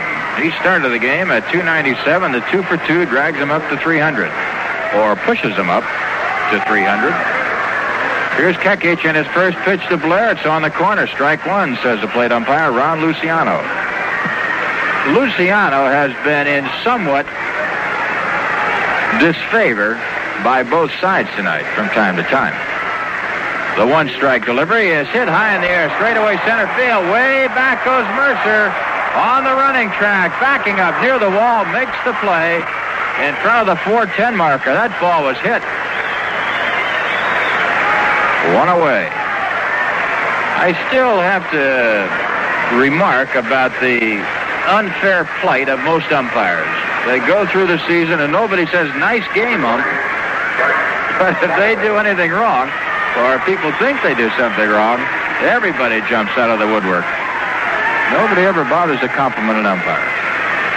And they do umpire some great games.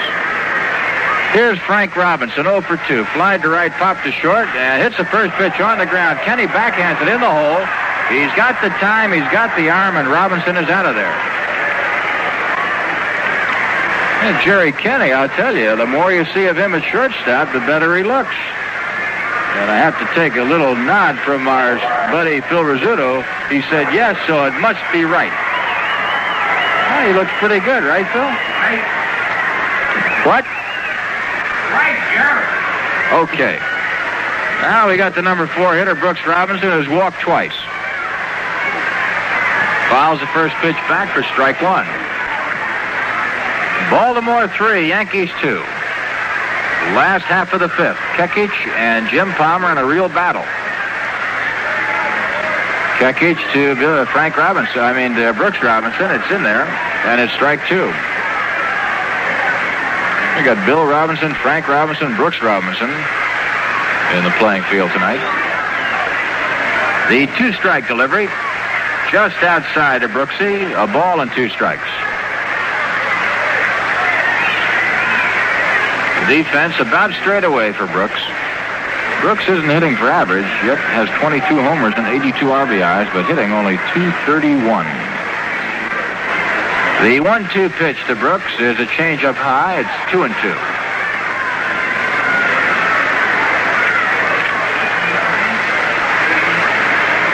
Robinson waiting, chokes up a little. The 2-2 delivery in the dirt. Bad curveball, 3-2, way down there.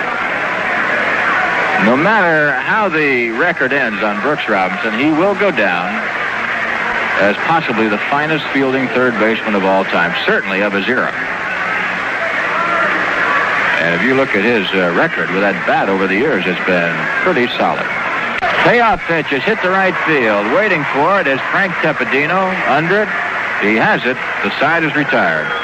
Nothing across for the Orioles, and the score after 5. Baltimore 3, Yankees 2. Say, if you'd like a sensational deal on beautiful stainless steel tableware. So we go into the 6th inning with the Yankees trailing by a run, a 3-2 ball game, and the Yankees will send up Roy White, Bobby Mercer, Frank Tepedino, Jim Palmer, hard-throwing right-hander. So far, Palmer has given up 4 hits. Walked a couple, struck out 4, and has allowed the 2 runs. He gave up a run on the 2nd and a run on the 4th. The Orioles bunched all of their runs in the 3rd inning. 3-2 Baltimore. Here's Roy White.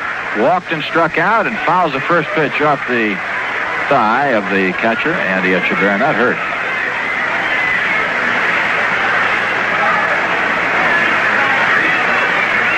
Kind of a breezy night here, although not particularly cold, a little on the windy side. White waiting. Palmer delivers high. 1-1. The Yankees play tomorrow. Game time 2:15. Will be on the air 2:10. And then the Yankees are off on Sunday for the first time that I can ever remember. 2 balls and 1 strike. The game originally scheduled for Sunday was moved up as part of a doubleheader early in the year so that the Baltimore Colts and the Los Angeles Rams could play a football game here on Sunday. Low and outside to Roy White. Leading off in the 6th. It's 3 balls and 1 strike. Defense straight away. White not choking up too much. Waiting. The 3-1 delivery. Swings and misses at a slider on the inside. 3-2.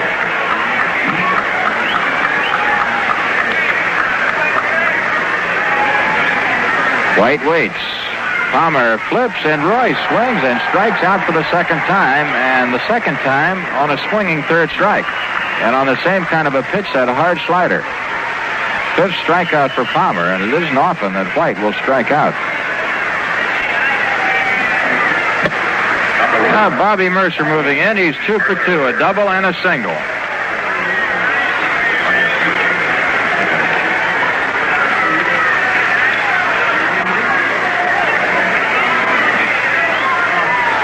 Mercer from the left side waiting, deep in the box. Curve is over the head of Bobby for ball 2. We missed the first pitch. Actually, we were looking at White's strikeout record for the year. It now stands at 47. And that in 413 at-bats. The 2-0 pitch to Mercer.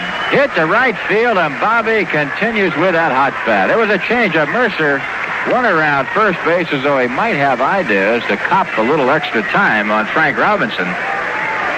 The old professional, Frank Robinson, out there, knew what he was up to and came up throwing, ready to go, and Mercer put on the brakes. 3 for 3 for Bobby, who came into the ballgame batting at .256. Here's Frank Tepedino. Single to right, scored the first Yankee run in the 2nd, and then bounced out to the catcher. Tepedino takes a strike on the corner and disputes the call with the plate umpire Ron Luciano. Dick Hauser yelling something from the third base coaching box. Tepedino and Luciano having a polite exchange of words, nothing serious. Mercer with good speed on at first base. The throw is over there, and Bobby's back. Mercer has only 7 stolen bases, but he can go from first to third or score on a long single. Once he gets in high gear, he can really turn it on. Tepedino takes low, 1-1. Frank Tepedino, who had a fine year with Syracuse. Tepedino finally has turned it in, became a proud father, got himself married and everything. There's a dribbler behind the plate. A ball and 2 strikes. Tepedino is one of those unfortunate young ball players, Frank Messer. He came to the Yankees and was forced to stay with the ball club. As you recall, he was drafted off the Orioles minor league system, and he and Charlie Sands were both here, and they sent Sands out. No, they sent Tepedino out, I should say, and he only really played half a season of his first year. He'd have been better off playing all year. So he was retarded somewhat and is now starting to come into his own. Here's the 1-2 pitch to Tepedino. He takes a curve high and outside, 2-2. Talked to quite a few people who have watched Tepedino play this year in the International League, and they feel that Tepedino does have a major league bat right now. All right, here's Tepedino. Hits the ball on the ground. To Johnson at second. It may be 2. Belanger has the first one. The throw is not in time and a hairline decision. Tepedino turned it on. Just beat the relay from Belanger to Chico Simone. Tepedino forcing Mercer at second, who went into second base very hard. He was right on top of Belanger. And I'll have to say one thing about Mark Belanger. He got rid of the ball with Mercer standing right in his nose. He was right there. I think we've seen another facet of Frank Tepedino, Jerry. He doesn't look like he's running that fast, but as you said, he got down there. That ball was sharply hit. It was a double play ball, and it was a close play at first base, but he did beat it, and he I would have to say has deceptive speed. I would think, too, that Dave Johnson and Mark Belanger are going to have to put that on one side of the ledger and say we'll have to move the ball a little quicker. They moved it, but not as quick as they might have had they realized Tepedino's speed. The next time, they'll go just a little faster. Tepedino is on at first base, and Jim Palmer fires over there to hold him short. Dave McDonald is standing in the batter's box. He's doubled and was safe on an error. 1 for 2. Takes a strike on the outside corner, and McDonald disagrees with Luciano. It said pitch on the outside corner with the left-hand batters up there. That seems to be bothering them when Luciano calls the strike. Throw to first and Tepedino back. Dave McDonald, 2 for 13 since having been called up from Syracuse. Powerful left-hand hitter waiting. He swings and misses. Oh, he went after a good slider. Strike 2.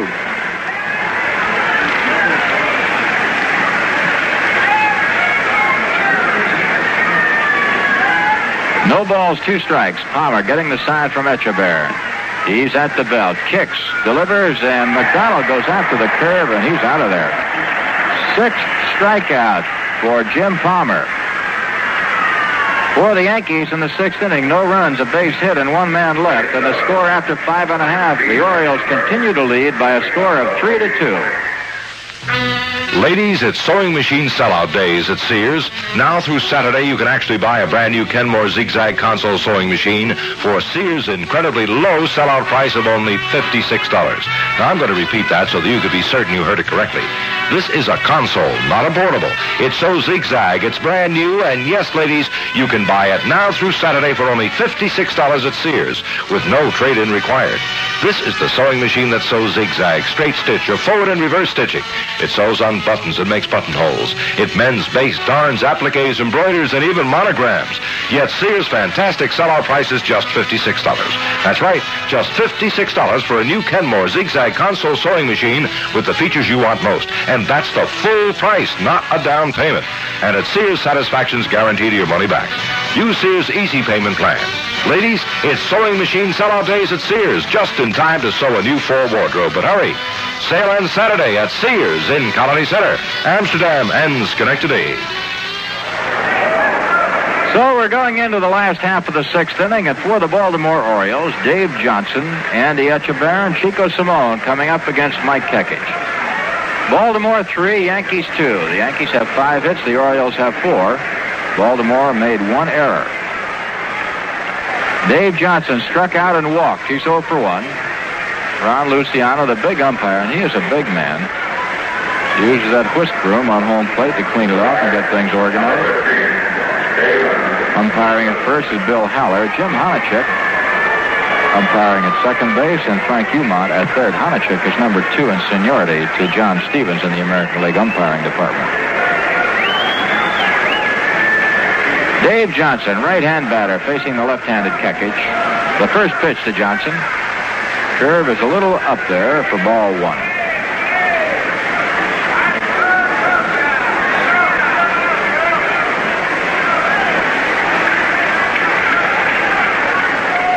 Kekich once again. Outside, 2 balls, no strikes. We'll bring you up to date on all the scores right after this half inning. Some important games going on in the American and in the National League, mostly in the National.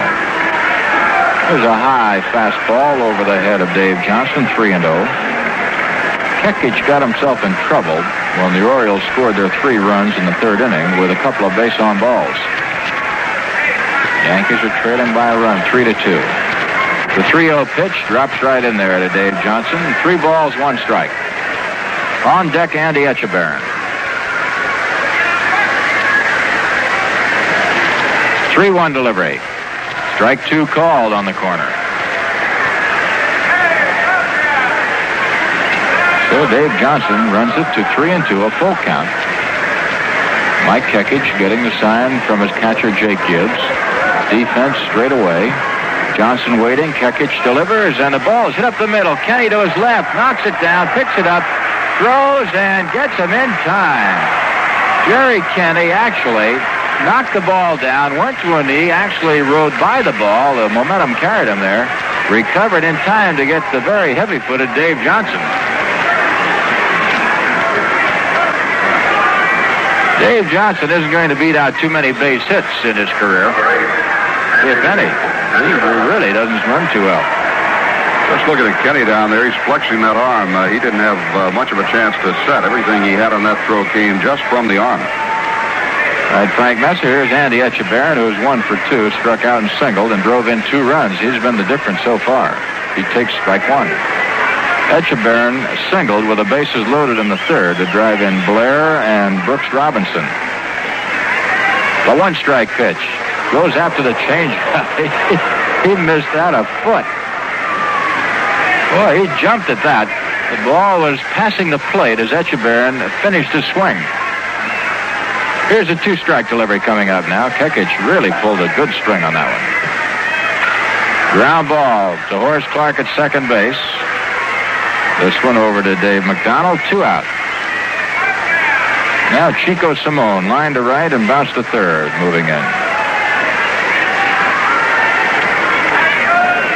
Chico has been a valuable asset to this ball club. He can play anywhere. All over the infield. He can play the outfield if you like. And he's being used at first base tonight for the ill John Boog Powell, who's got a touch of the flu. 2 outs. Nobody on. 3-2. Baltimore leading. Kekich winds and deals, and Simone swings and misses, strike 1.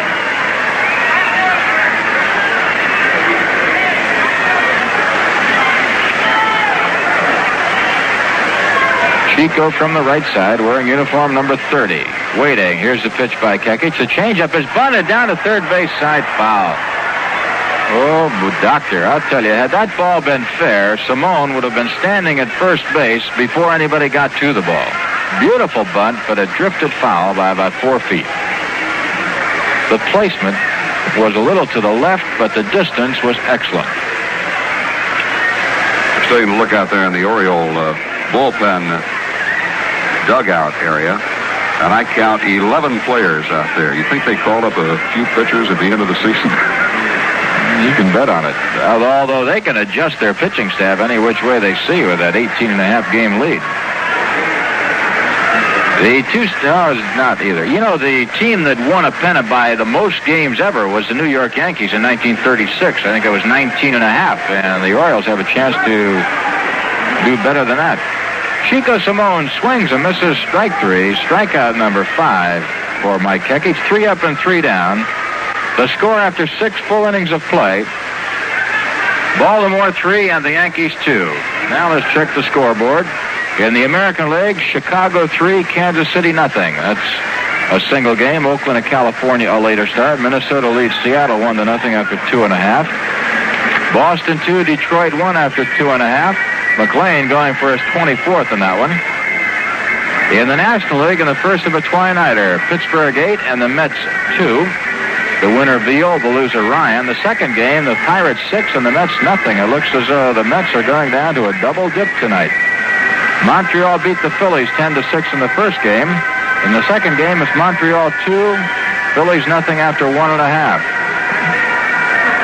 Chicago in 10 innings beat the Cardinals in the first game 2-1. The winner was Holtzman and the loser Gibson. But then the Cardinals came back and beat the Cubs in the second game 7-2. The winner Torres and the loser Selma. In a single game, Cincinnati and Houston scoreless after 4. L.A. at San Francisco, Atlanta at San Diego. Later starts on the coast. Right here, we've gone through 6 innings of play. Baltimore leads the New York Yankees by a score of 3-2. Moving in to hit for the Yanks, Len Bamer, and moving in to tell you all about it in these final 3, let's call on Frank Messer. All right, Jerry Coleman, thank you very much. Len Bamer has walked and grounded into a force out. He has knocked in a run. Bamer and Dave McDonald have the 2 RBIs tonight for the Yankees. Palmer starts him out with a fastball, which he swings on and misses.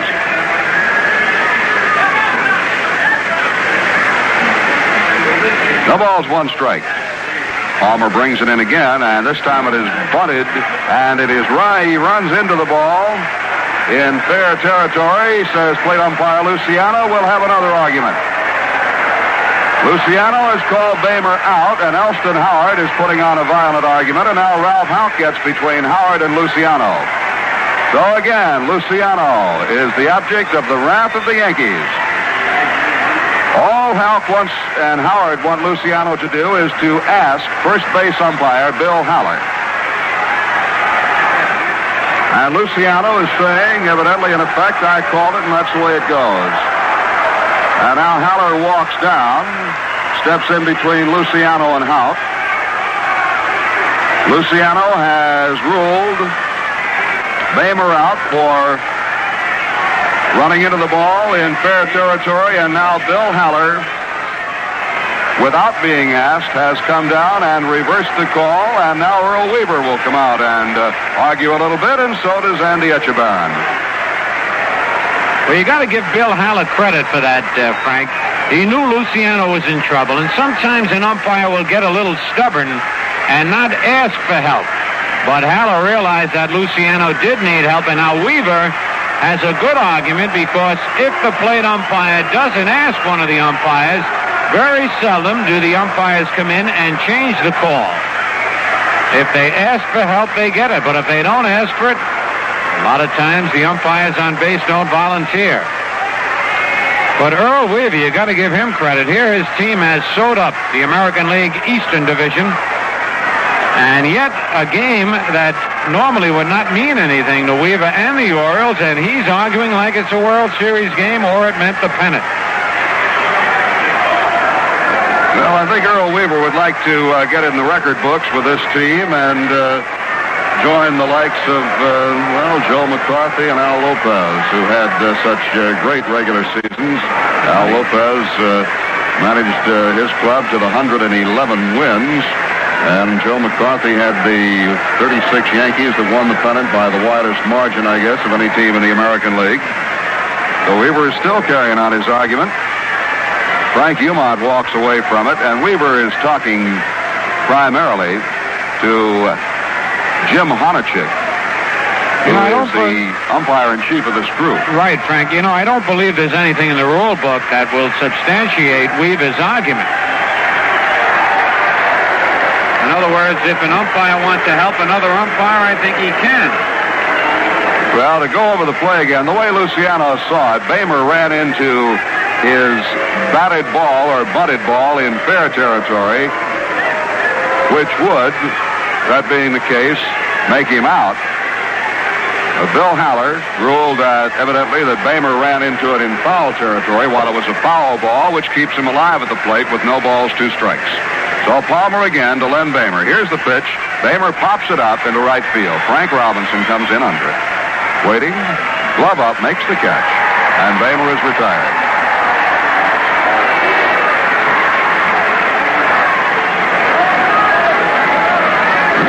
Ron Luciano's been getting it from both sides tonight. That's for sure. He has had an off night. Umpires have them occasionally, and Ron's just having one of those bad nights.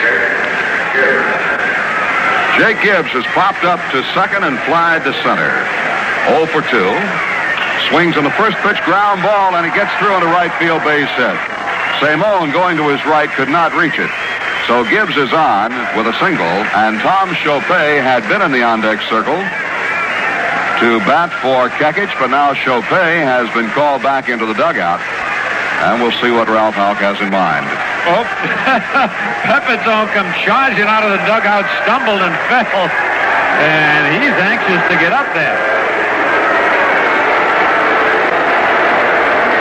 So Pepe gets his usual greeting here. You know, if you're sitting on the bench for 6 innings on a kind of a coolish night, your legs aren't quite as loose as you like them to be. He stumbled on the top step and went down to his knees.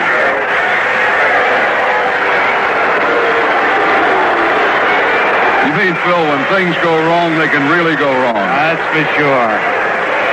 Well, maybe Joe will slip the slump right here. Batting for Kekich.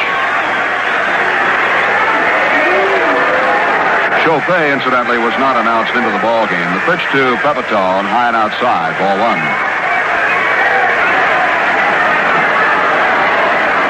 One ball player can cause so much noise from the fans, like Pepitone. He takes the fastball for a strike, and it's 1-1.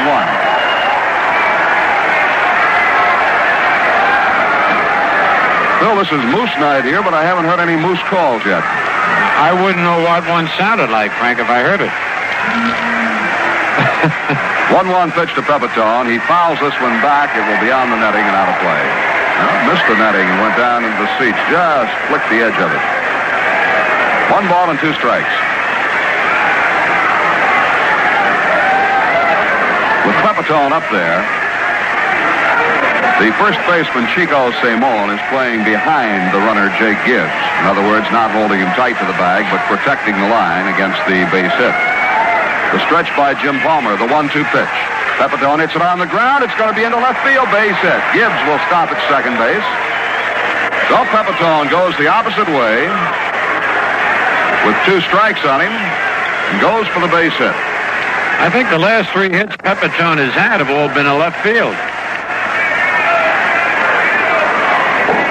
That could very well be. He hasn't had too many. Pepitone, for most of the year, just up there swinging away. But you're right, Phil. In the last few times up, he has been shortening up a bit. Horace Clark, with runners at first and second, takes the curve for a ball. Marcelino Lopez, a left-hander, begins throwing in the Oriole bullpen. Palmer to the set, and the pitch. Clark swings and misses on the fastball to strike, 1-1.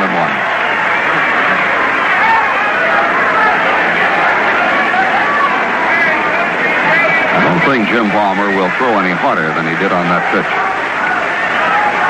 He sets, kicks, and deals, and this one is hit in the air foul off the third base side. It's headed for the seats and out of play.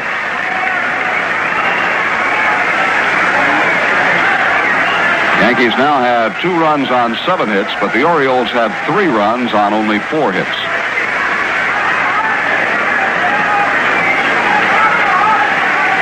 Gene Michael has come out on deck. Jerry Kenney may have pulled something in his arm on a throw a while ago. Pitch. Clark reaches for one, hits slow bound to first base. Simone throws to second, and Pepitone is out at second base. Hey, that was a dangerous play for Simone. I'm kind of surprised he went that way, and that Pepe had been a little more alert, he'd have beat the throw down there. Threw the ball off balance. Runners at first and third. Now with 2 outs, and Gene Michael will bat for Jerry Kenney. I tell you, Jerry Kenney, we told you a while ago, making the throw on Dave Johnson after knocking the ball down, was shaking his arm and flexing it. Now, whether he stretched something in there or not, we just don't know. But anyway, Gene Michael will bat for him. Number 17, Gene Michael.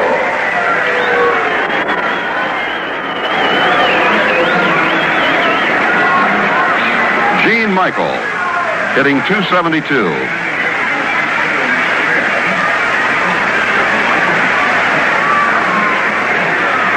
Throw to first base. Clark gets back ahead of the throw.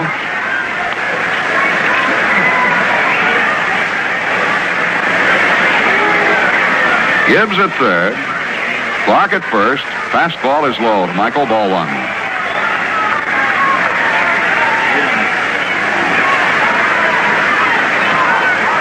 Orioles leading 3-2. We're in the top half of the seventh inning. Jim Palmer off the set. Kicks and deals, and he is way up high, and Etchebarren has to stretch for it. Palmer wants another baseball, and he'll get it.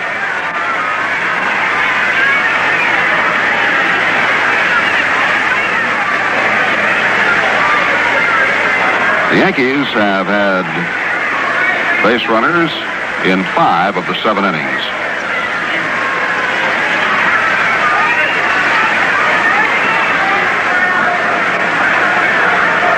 Time is called now as George Bamberger, the Oriole pitching coach, goes out to the mound to check with Jim Palmer. Etchebarren is also out there. And right now, New York Yankee baseball. We pause for station identification. This is WGY, Radio 81, Schenectady, New York.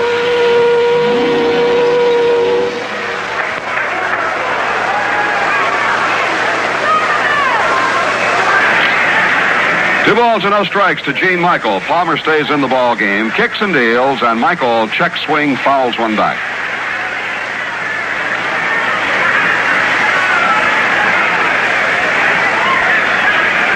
Two balls and one strike. Looked like Palmer wanted to ask for another baseball and changed his mind. He brings it in, and he's low. No, he isn't. He's in there with a fastball for a strike, 2 call.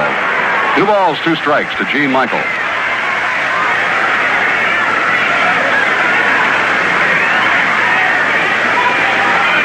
There are 2 outs, runners at first and third. The infield is deep. The pitch coming. Michael hits it on the ground at third. One hop by Brooks Robinson. He throws to Johnson at second to force Clark, and the side is retired. For the Yankees in the 7th, no runs, 2 hits. There were no Oriole errors, and 2 men are left on. And now at the end of 6.5, it is still Baltimore 3 and New York 2. The young man fresh out of college, the established business executive, the housewife, and the career girl all have something in common. They're customers of Ted Pepper, the Chrysler Plymouth Imperial dealer that makes car buying worthwhile. 8 acres of pepperality is your assurance of instant selection, no matter what style or color or price range you're looking for.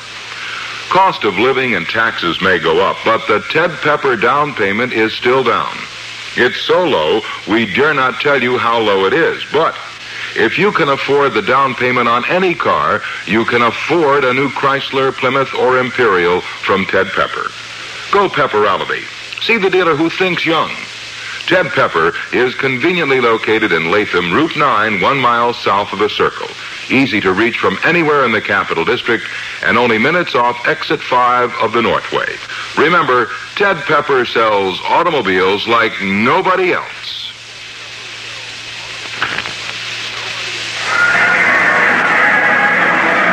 Well, we move on to the bottom half of the 7th inning. Coming on to pitch for the Yankees is Ron Klimkowski. I had read somewhere, Phil, that Klimkowski was due to get a start in the series in Boston.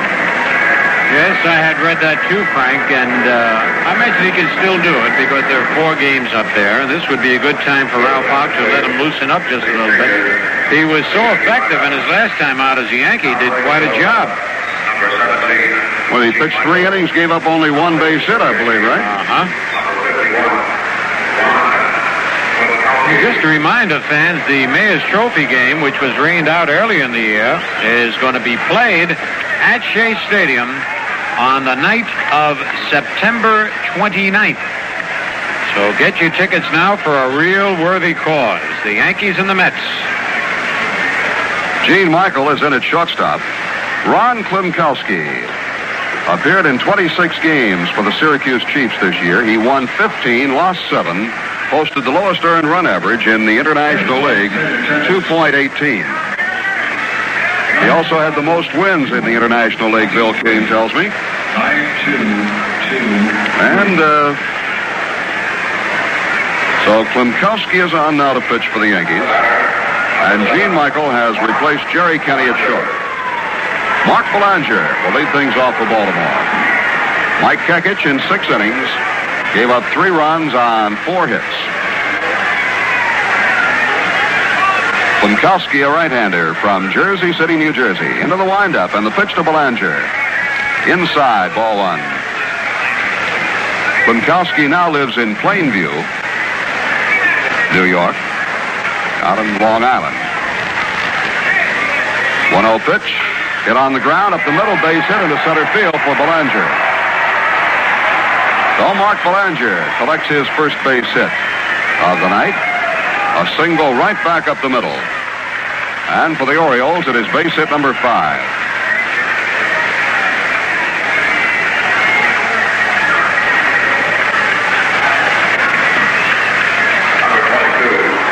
Kekich struck out 5, and he walked 3.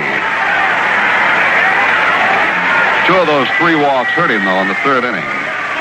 Throw to first base, not in time. Belanger gets back.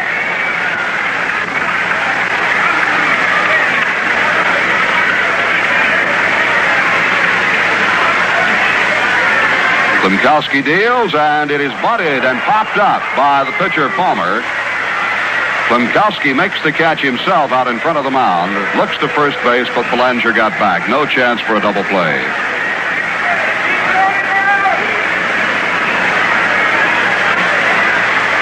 One out, and here is Don Buford. Buford is 1 for 3, and he scored a run. The Orioles got all 3 of their runs in the 3rd inning. Dave Johnson drew a walk with the bases loaded to force in 1 run. Then Andy Etchebarren, the catcher, followed with a 2-run single to left field.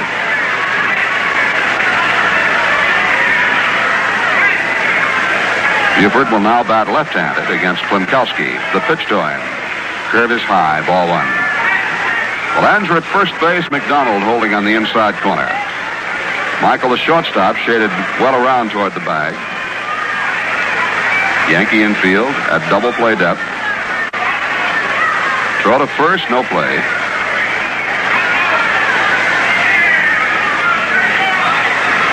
Mercer and White play Buford to pull, and so does the right fielder, Tepedino. There goes Belanger. The pitch is hit through the hole into right field, base hit. Belanger around second on his way to third, and he'll be in there standing with no play. Tepedino's throw comes into Horace Clark, so the hit and run is executed perfectly. And the Orioles have runners at the corners with only 1 out.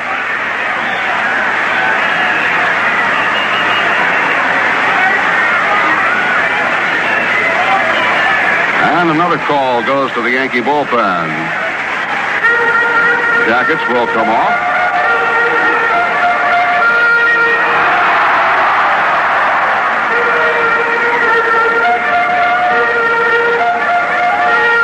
Steve Hamilton will begin loosening up.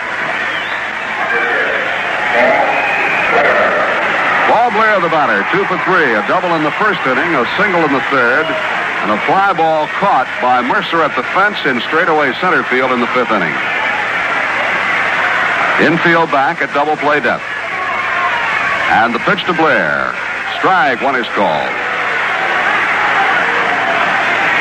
See Blair stepping back, talking to Luciano. It almost looked like Klimkowski balked that time. He's got that hesitation when he kicks that left leg up. Kind of a jerky motion, and then stops the knee.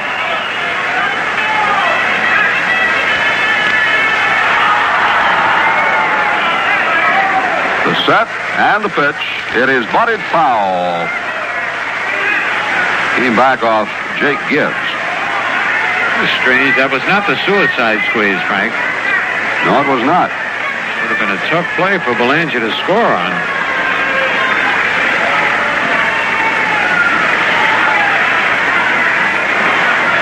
No balls and 2 strikes to Blair.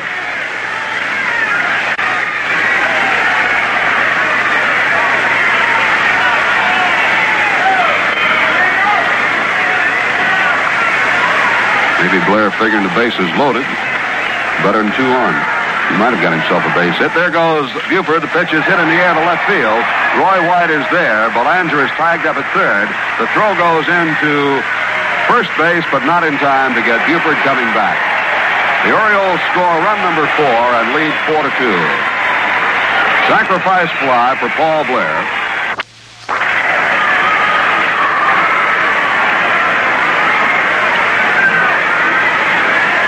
And that now gives Blair 73 runs batted in.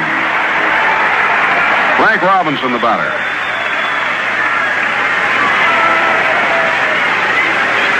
Frank Robinson has flied to right, popped up to short, and grounded out to short.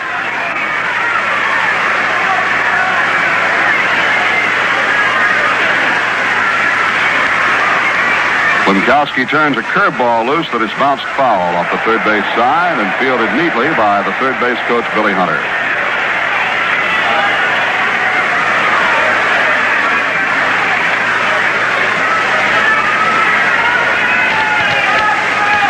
Don Buford at first. 2 outs and a run across. Orioles leading 4-2 here in the bottom half of the 7th inning. Klimkowski has the sign from Gibbs, throws to first base, and Buford is back. Buford has 16 stolen bases.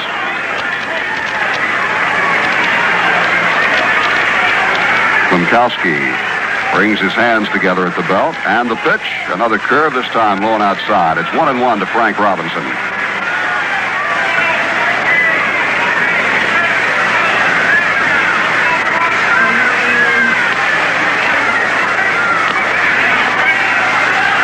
Frank Robinson has been in a bit of a slump of late. Another throw to first base, but Buford is back.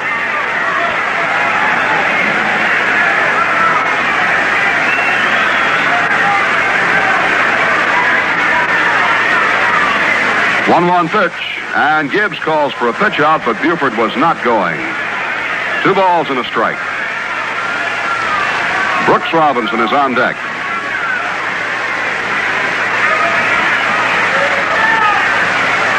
Ron Klimkowski, 6'2", 190 pounds. There goes Buford. The pitch is hit in the air to center field. Bobby Mercer is under it, waiting for it to come down. Glove up, makes the catch, and the side is retired. The Orioles score 1 run on 2 hits. There were no Yankee errors and a man left. And at the end of 7 full innings of play, it is now Baltimore 4 and the Yankees 2. We asked Ralph Probosco of West Orange, New Jersey, what he looks for in a beer. And what did he say? Smoothness, that's what.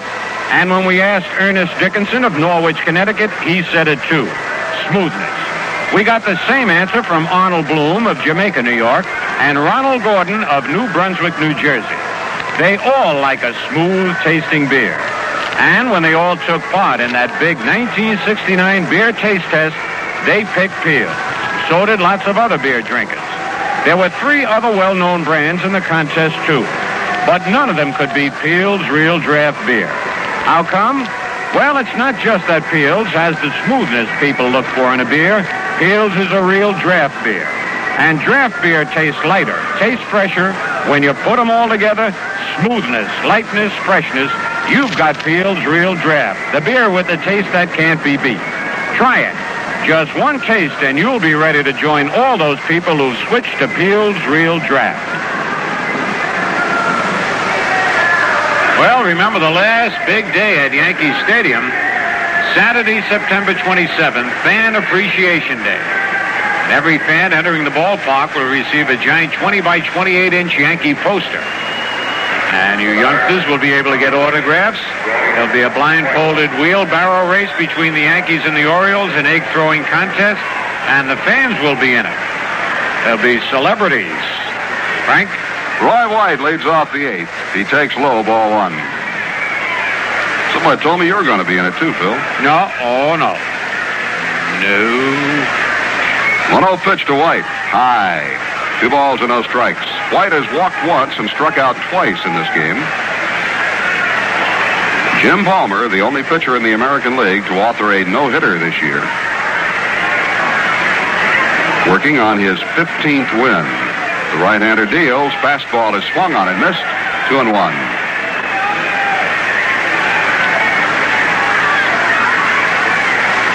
The center fielder, Paul Blair, shades Roy White to the right field side. Ball 3 is outside, and Palmer is behind 3-1.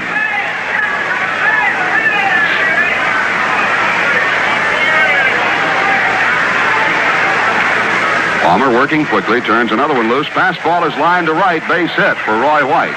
Frank Robinson fields the ball down on one knee, throws it back in. So White is on with his first hit tonight, and for the Yankees, that is base hit number 8. Bobby Mercer moves in. He is 3 for 3. This is the 7th time this year Mercer has had 3 hits in a ball game. If he gets his 4th, it will be a first for him. He has 2 singles and a double. Palmer's pitch, outside, ball 1. Mercer has scored 1 run. Yankees think he scored 2.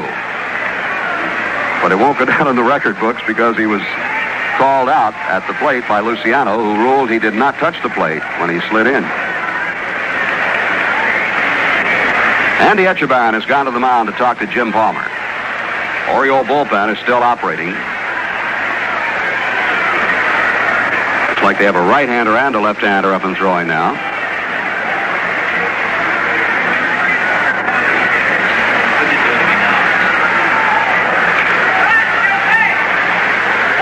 Mercer looks at a fastball for a strike. The left-hander out there now is Frank Bertena. 1-1 pitch coming. Low to Mercer with a fastball. It's 2-1.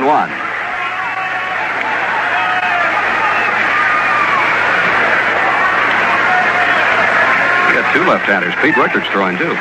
2-1 pitch. Mercer pops it up. On the third base side, Brooks Robinson after it, now in foul territory under it, and makes the catch.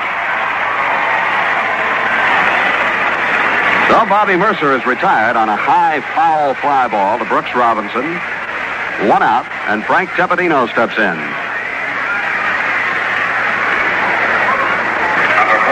Some of these young ball players, Phil, like Tepedino, McDonald, and Munson, and Klimkowski are getting invaluable experience here at the tail end of this season. They certainly are, and it gives Ralph Houck a good chance to look at them before spring training. Tepedino hits a fly ball to center field straight away. Paul Blair is back under it, makes the catch. 2 down. That ball was well hit, but to straightaway center in this ballpark, it is 410 feet. Blair did not use up all of it, but he was well back there. Number 55. 2 away, and here's Dave McDonald. He drove in the Yankees' first run in the second inning with a double to left center field. He reached on an error in the 4th and struck out in the 6th.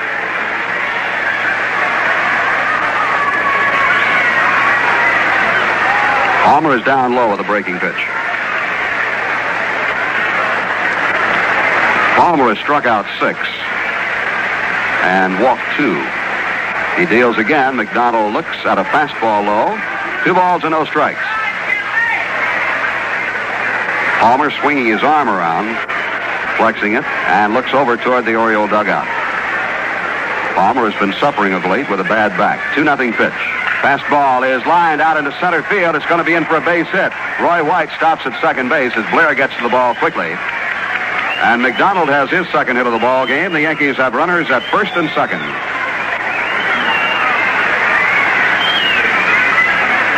That is base hit number 9 for the Yankees. And it brings up Len Bamer. Bamer has walked, grounded into a force play on which a run scored, and flied to right field. So Bamer is 0 for 2 with an RBI. White at second, McDonald at first.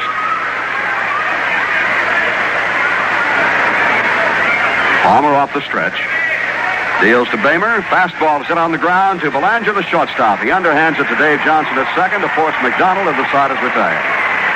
For the Yankees, no runs, 2 hits. There were no Baltimore errors, and 2 men are left on. And now at the end of 7 1/2 innings of play, the score is the Orioles 4 and the Yankees 2.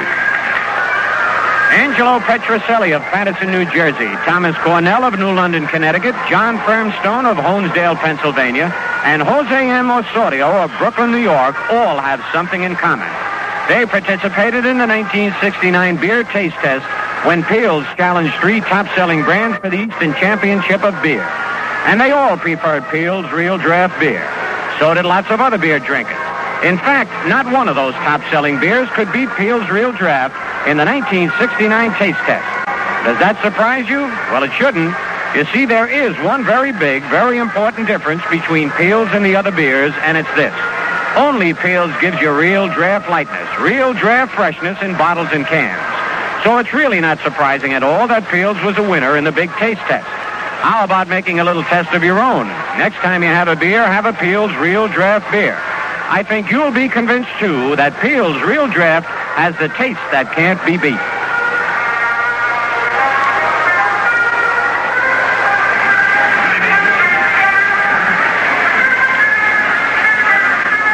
All right, we go to the bottom half of the 8th inning. Total show the Orioles with 4 runs, 6 hits, 1 error. The Yankees 2 runs, 9 hits, and no errors.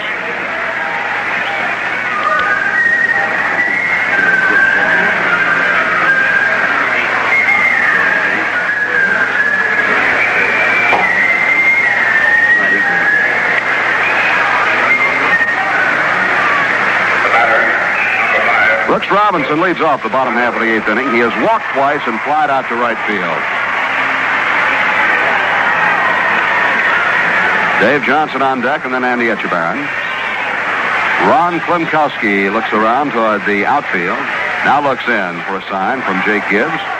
Young right-hander, the windup, and here's the pitch. Curveball is swung on and fouled off to the left side. No balls and a strike to Brooks Robinson.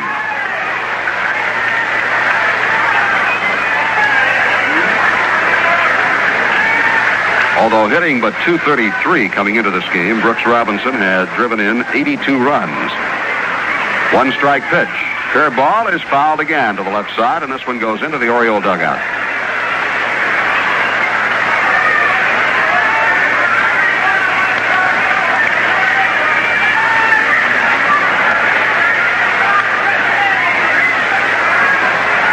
No balls, 2 strikes. Klimkowski fires a fastball right down the middle, and Robinson takes it for strike 3. That is the first strikeout for Ron Klimkowski. 1 away, and Dave Johnson the batter. He has struck out, walked, and grounded out to shortstop.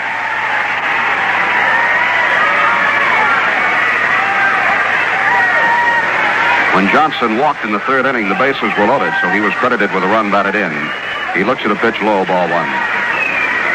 Minnesota leads Seattle 2-0 at the end of 4.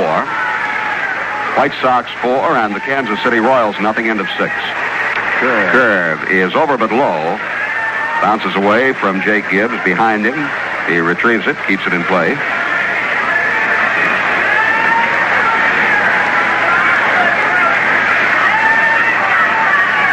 Boston leads Detroit 2-1 at the end of 4 innings.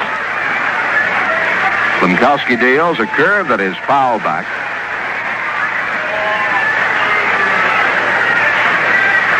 Two balls and a strike to Dave Johnson.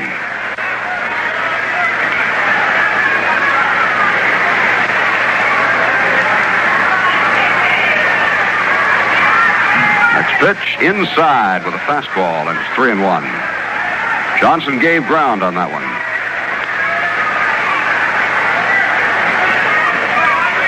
Orioles lead the Yankees 4-2 here in the bottom half of the 8th inning. Ron Klimkowski rocks and deals. Johnson hits a ground ball to third, trapped by Bamer on a short hop. His throw to first base is in plenty of time. 2 outs. The batter will be Andy Etchebarren.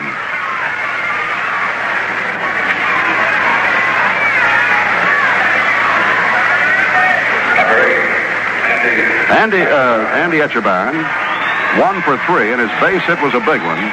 A bases loaded 2-run single in the 3rd inning. And that has been the big hit in the ball game for the Orioles. He looks at a curve for a called strike one.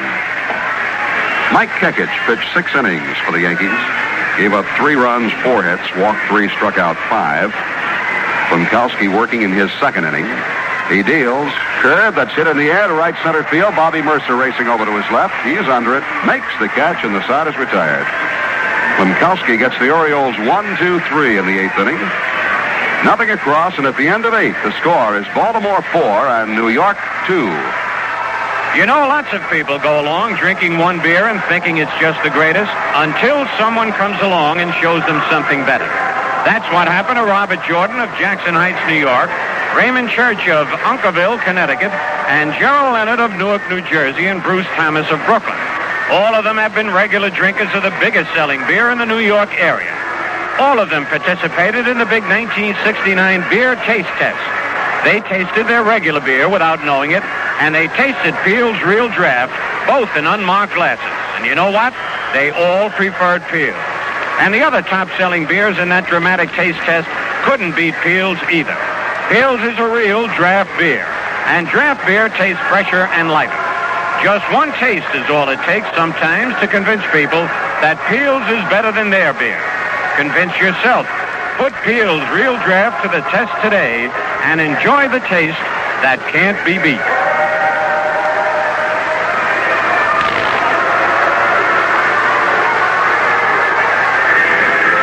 In the 9th inning, Jake Gibbs will lead things off for the Yankees.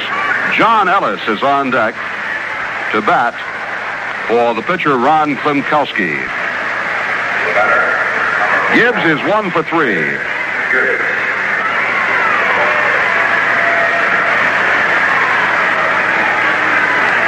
Jim Palmer into the windup. The first pitch to Gibbs. Curve is hit foul off his foot. Ball rolls down the first baseline in fair territory, but it's a foul ball. It hit Gibbs on the foot. Checked for shoe polish by first base umpire Bill Haller, who takes it out of play. No balls and a strike to Jake Gibbs. Looks like it got him on the right foot. Jake is favoring it just a bit right now.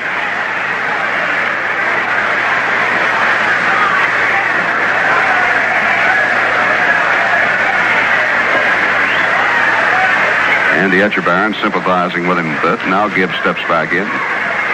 1 strike pitch to him. Low and outside. A ball, 1-1. Orioles are leading 4-2. Palmer works quickly, brings a fastball in for a strike, and it's 1 ball, 2 strikes to Jake Gibbs.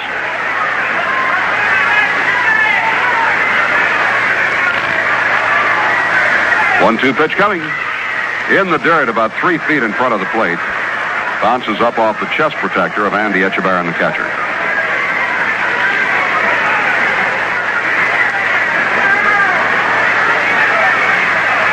You're wondering about Thurman Munson. He is with his military unit for the weekend, as is Stan Bonson. 2-2 pitch to Gibbs. He fouls one back, and the count holds at 2-2.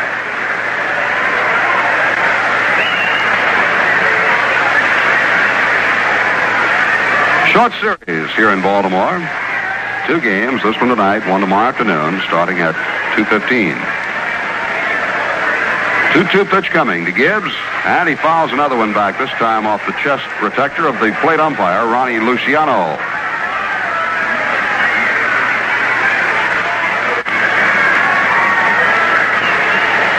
John Ellis, in the on-deck circle, now walks back toward the dugout. Like he's going back to the bat rack. 2-2 pitch to Gibbs. He swings and misses out in front of a change-up curve and is out on strikes. 7th strikeout for Palmer. And now John Ellis will bat for the pitcher, Ron Klimkowski.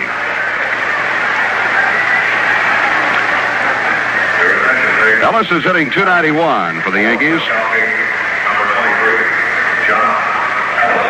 Won last night's game with a 2-run single. He's 2 for 3 as a pinch hitter. Palmer's first pitch to him. Fastball is swung on and missed. And what a cut he took. Strike one.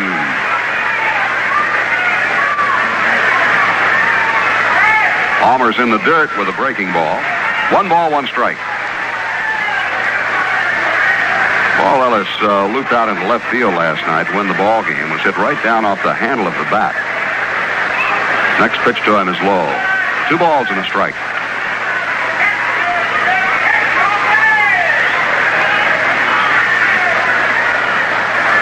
John very strong. 2-1 pitch.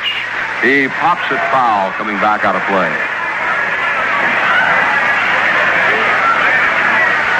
2 balls, 2 strikes to John Ellis.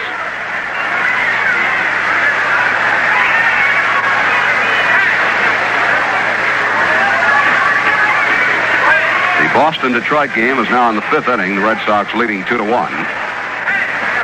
Senators were not scheduled tonight. 2-2 pitch to Ellis.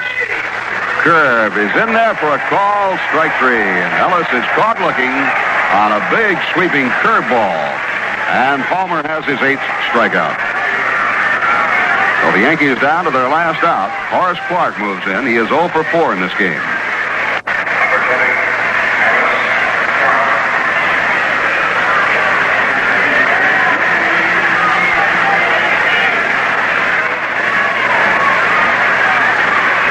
Palmer kicks and deals, and Clarke fouls it back up the screen. Strike 1.